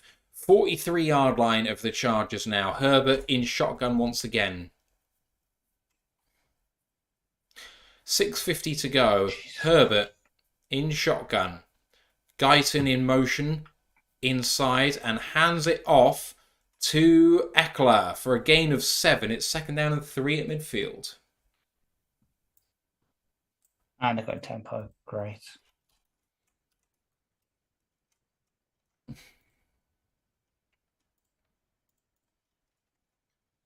Herbert. Come on. In shotgun. Kirby blitz. No, it was dropping back. At midfield, 2nd and 3. Hands it off, and Eckler might be half a yard short. Maybe he's got it. It's close. 6 minutes to go. They've given him a first down. Ridder's back in for the Falcons because Heineke's had a thumb injury. So rest in peace to their offense. They've gone tempo again. Herbert keeping the defense on the field. 5:45 to go. Herbert handing it off. Contacted behind the line. Gets back to it, though. No gains. 2nd down and 10. They're talking about the Chargers going tempo. At this point, it doesn't matter. There's now not enough time for the Chargers to get a second possession if the Lions are successful on offense.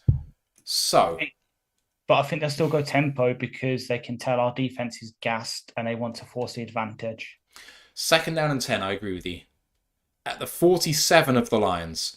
In shotgun, with 3 receivers to the right, but now Keenan Allen goes right to left. Cam Sutton travels with him. And pass over the middle to Quentin Johnson. And a good tackle by Jerry. He's about a yard shy. 3rd down and 1. Big play coming up.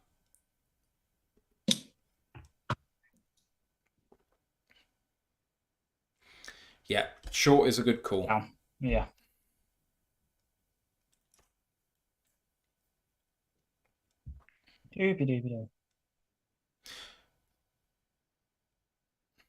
It's please. 3rd down and 1. 4.5 to go at the Lions 38. Game on the line here.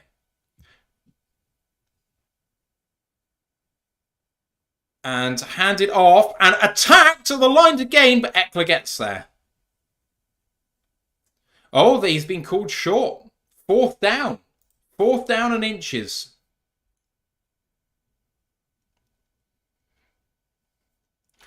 4th down and inches. Looks like a bad spot to me. 4 minutes.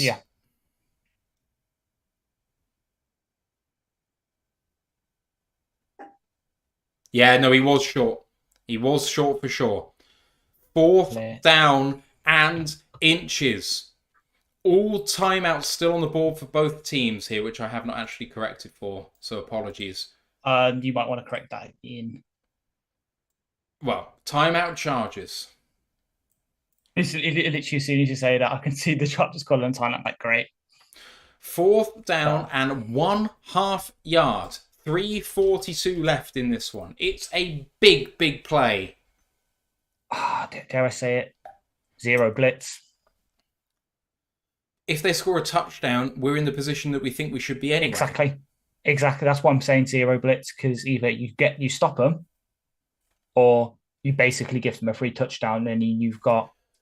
I guess I would say with 3:42 left, there's enough clock that the Lions could feasibly score too quickly, but... True. I don't know. Here, I still want to allow them to make mistakes. 4th and inches. And the Lions are substituting late. Campbell comes into the game. Well. 4th and 1. Pulls it. There's pressure. And they do go deep to Keenan Allen. Touchdown Chargers. What did we say? Ballsy cool. Ballsy fucking cool. Yep.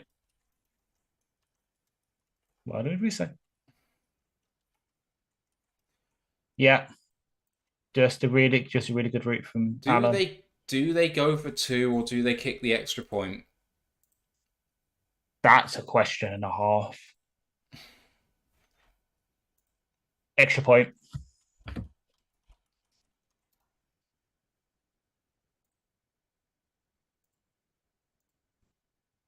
PAT unit is on.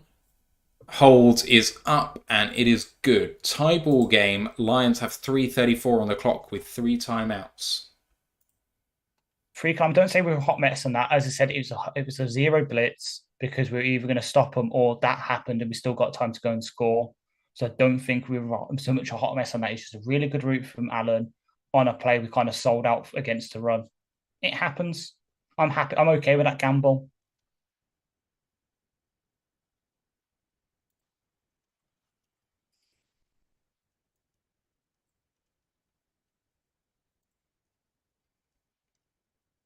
I don't know what to think about this game. It's nuts. It is. This is going to be the game of the week by the NFL UK for sure. Unless, let me have a look. What's the other games later? Let's have a look. What's the other ones later? Jets Raiders is going to be shit. And it's Broncos Bills. That has some potential. It has the potential, yeah, for sure. But right now, this is the favourite to be the game of the week. It's quite a funny game as well. Like, if you have a look at who's been the better quarterback, probably Herbert, although Goff has been more efficient. But Herbert, 323 and 4 touchdowns and an interception versus Goff, 277 with 2. But Allen, 11 of 14 for 175 and 2 versus Amon-Ra, 7 of 8 for 144 and 1. Like, it's been a very even game when you look at it, really. And the difference, hopefully, in the two teams, basically, is the turnover. Yeah. And some flags, but we should be able to overcome that. And yeah, Ken Point's got it right. The Chargers are really good, and Herbert has an amazing arm. So I'm not going to say, oh yeah, if we lose to them, it's okay. It's not okay. But exactly, it's not okay because we need to be competing with the likes of Chargers now. At the end of the day, we need to win games like this. Like, if we want to win the division, you can't get away with losing games like this because the Vikings are going to keep coming. And then when we play Josh Dobbs, do you think he's going to go, I'm not a very good quarterback, so I'm not going to do anything here? Like, no, like, Josh Dobbs is playing out of his mind right now. See, but the thing that gives me, I don't want to say gives me hope, but the reason I think we should be able to still keep Dobbs in check is Dobbs is right now is playing like Justin Fields is at his high points. Like running, great. Passing, he's doing some good things, but it's not exactly amazing, and we can use that against them. Keep him in the pocket, force him to pass, and we should be able to beat Dobbs. Like, bear in mind, we had Dobbs on our practice squad last year, missed it for like 2 weeks. That's still enough for the coaches to have a decent understanding of what Dobbs does good. The kick is through the end zone, and the Lions are coming out to the 25. There's 3:34 to go, and the Lions hopefully will make this the last possession of the game. If this is the last possession of the game, the Lions cannot lose in regulation. If it's the last series of the game, they should have a chance to win one way or the other. Exactly.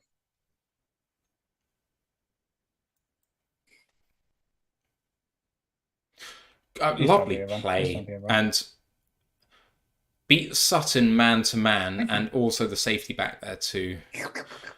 Lions with 3:34 to go, 25-yard line, and they play action it. Goff with a quick throw to Khalif Raymond, getting upfield for a long way, ahead of steam, and all the way down. Oh my God, caught him around the head. Down to the 33-yard line of the Chargers. That is a gain of 42 yards. Wow. That is very much a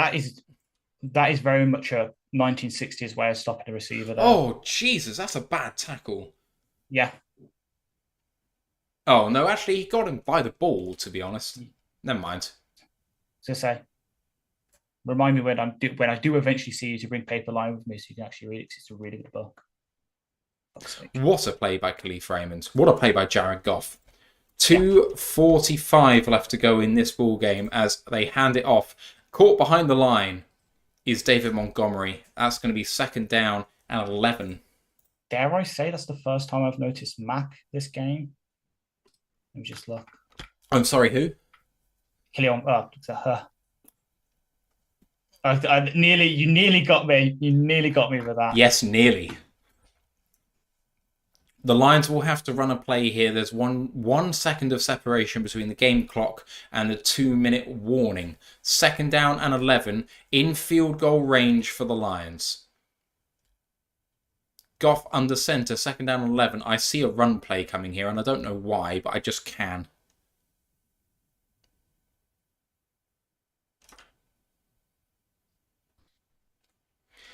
They have let this go, and they have called the 2-minute warning, even though there was a second of separation between the 2-minute warning and the game clock. That is lucky as hell. Second down and 11. It's redemption from the Packers touchdown at the end of the third quarter. Or maybe. So, that was lucky. Dak throws another touchdown to CeeDee Lamb, who has 142 yards and a touchdown on the day. And the Falcons are up against the Cardinals. That's kind of cool.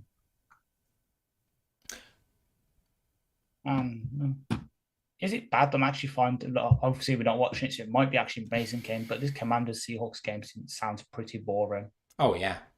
Seahawks, I'm not worried about if we face them in the playoffs. I'm really not. Yeah. Because we've hoped... Well, fingers crossed we've learned from that game. So the Chargers have 2 timeouts, and we have 2 downs here. So if we go run for no yards and kick the field goal, the Chargers will have about 1:50 to go with no timeouts, down 3. I do not like those odds. Even though they have no timeouts, that feels bad to me. I really want to see us go aggressively to try and get the first down. Same. I'm looking at the stream. You need to flip the touchdown, the timeouts. So you've got the Chargers with 3 and us with 2. And the way around. The point by Ryan McCluskey is very right in the Discord channel. We cannot allow the Chargers to go back down and score, because they will go for 2 to try and win the game, or win or lose it there. And the way that they've been playing, I mean, we've been good on the goal line, but I don't want them to have that opportunity. So we've got to make this the last possession. One way or the other, exactly. Aye. I don't know what to do with this play. Second down and 11. It feels like it's very Lionsy to run here. Oh, here we go. Oh no, sorry. This is a highlight. Never mind.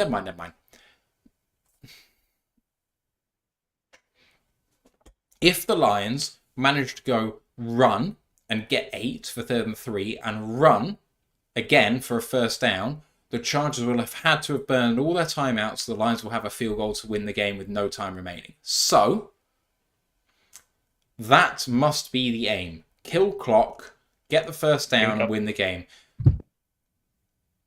I would like to see a replica of the play that started the drive, which was a quick play-action pass. Here we go. Second down and 11. Goff in shotgun, takes a snap, under pressure, and thrown, and it's a big loss. It's a loss of 4, taking the Lions out of field goal range. Jahmyr Gibbs, it's going to be 3rd and 14. Why the fuck are we doing this constantly? This is like the 5th time this season we've done something like that, where Goff's throwing the fucking pass for a tackle for loss rather than throwing it away.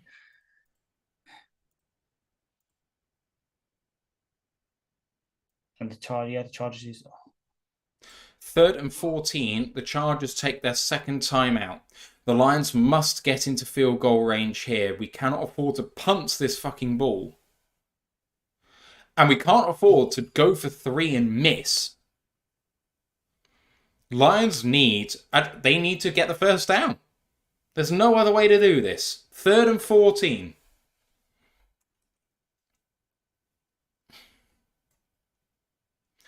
Ball game coming up here for the Lions. 3rd and 14. Goff in shotgun. Takes a snap. Looking deep left. Not deep left. Short left. Amon-Ra St. Brown gains back 12. It's 4th down and 2. And he went out of bounds.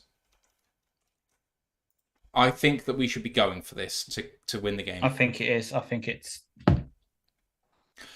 If the Lions go for this and get it, it should be the win.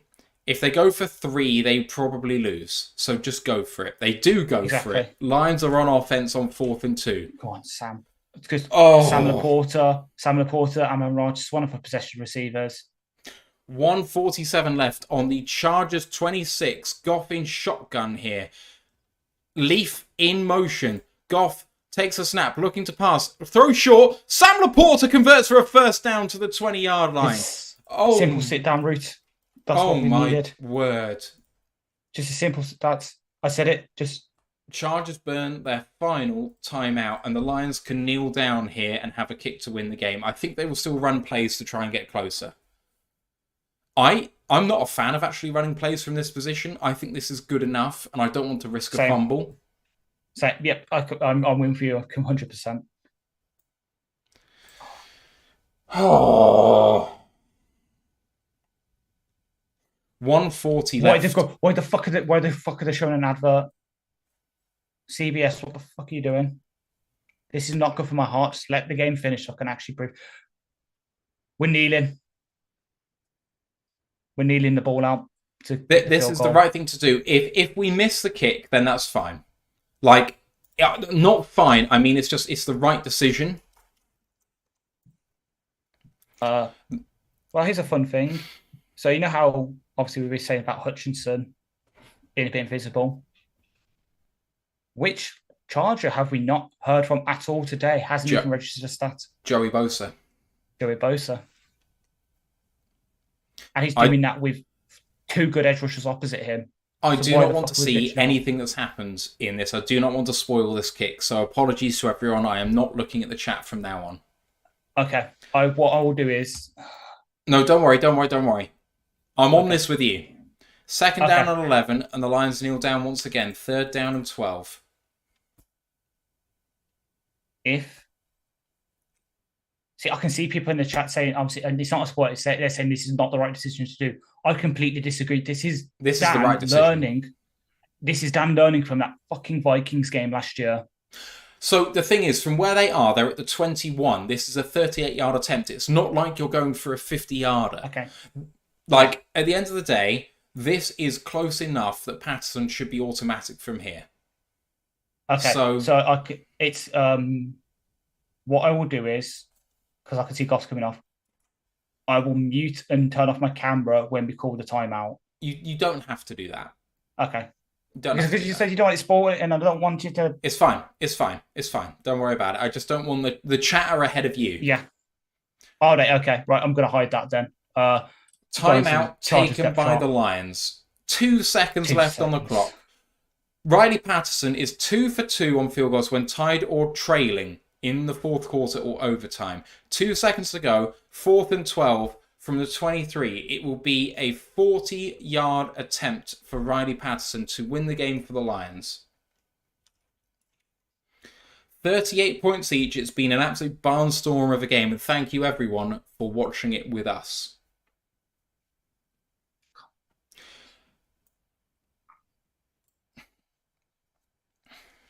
I don't know why I'm this nervous, because even if we miss it, it's going to overtime. But yeah, Riley Patterson lining up. Whistles have not gone yet to allow the play clock to run. Here we go. 4th down and 12. Kick team is out. Riley Patterson lining up the kick. Steps out. Patterson. Thank fucking God. Snap is good. Hold is good. Patterson. Ball game, Detroit Lions.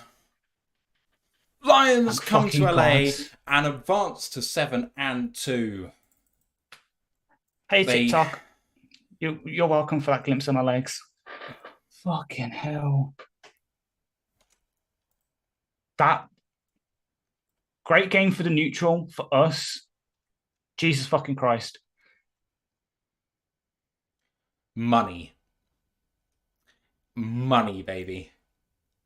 This is a Lions team, when given a shootout for the first time this season, they have come through what I would say is their biggest pressure test. Because if you have a look at what happened in Baltimore, Baltimore was not a pressure test. We got blown away. It was never close. It was never pressured because we were desperate.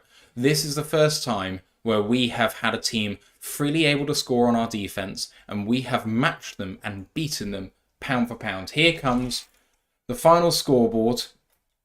As the score bug disappears, the Lions win 41-38. Jared Goff, 23 of 33, 333 yards and 2 touchdowns. Jahmyr Gibbs, he's 14 carries for 77 yards and 2 touchdowns. David Montgomery led the team in rushing with 12 carries for 116 yards and 1 touchdown. The Lions led in receiving by Amon-Ra St. Brown, 8 of 9 for 156 and a touchdown. For the Chargers, Justin Herbert, 27 of 40 for 323, 4 touchdowns and an interception. Eckler, 19 carries for 67 yards and a touchdown, also 4 receptions for 48 yards. Keenan Allen led the team in receiving, 11 of 14 for 175 and 2 touchdowns. The Lions did have an interception. That was by Kirby Joseph on a terrific play. Otherwise, on defense, Ansel only led the team in tackles with 9. The team had 1 tackle for a loss. That was by Cameron Sutton. Otherwise, for the Chargers, Derwin James led the team in tackles, which is a bad sign when a safety is doing it. He had 13. They otherwise had 5 tackles for a loss. 2 for Derwin James, 1 for Kenneth Murray, 1 for Khalil Mack, 1 for Joey Bosa. Otherwise, the Lions have got out of here, but it feels like a just result for me, Ash. Riley Patterson was 7 for 7 in kicks today versus Cameron Dickers 6 for 6. And at the end of the day, kicker made the difference. Exactly. Just, it would have been nice if we could play some defense in that second, like after the first quarter, but we deserve to win that. We 100% deserve to win that. It's close. It was closer than it should have been in a way, because there were times, but like the Chargers were helped out by some BS, definitely, but just shows we were able to overcome it. And you said a couple of minutes ago, this was our first proper like shootout we've had this season to really prove our credentials, and we did it after a long, and it's on the other side of the country as well. So that means when we go to Dallas near the end of the season, where it's another long air journey, we can show we can go toe-to-toe with offenses like this, because Cowboys are going to be a good offense to face as well. They have weapons. CeeDee Lamb, obviously, in the slot. Brandon Cooks. Jake Ferguson proving me right with my take with him last draft cycle that he's one of the best tight ends in that class. They've got some weapons as well. And Dak, I recant my statements that I said on the preview show. I didn't know his game properly. To quote Shaq, he might be a good test for Goff to see which one, because they're roughly in the same area now. They're probably between 8 and 12 in the NFL as the QBs. So it's going to be a good test to watch. Oh, I can catch my breath again. Let's have a look at the chat. Free Climb says, few. Bob Life 29 says... Prater just won the game for the Cardinals. Nice. Fair. Oh. Bob Life 29 says, the party's back on. SW Line says, great win, but if this defense doesn't figure it out, they're not going to go far in the playoffs. Free Climb says 7-2. Fletch Lives Daily says, great show, guys, from Florida. What a game, and I killed fantasy with Allen and Herbert. 40 points each. Go Lions. Ken Butt says, thanks, Miss Harley Quinn, and my Dre doesn't speak any English. Thomas Bergman says, what a goddamn win.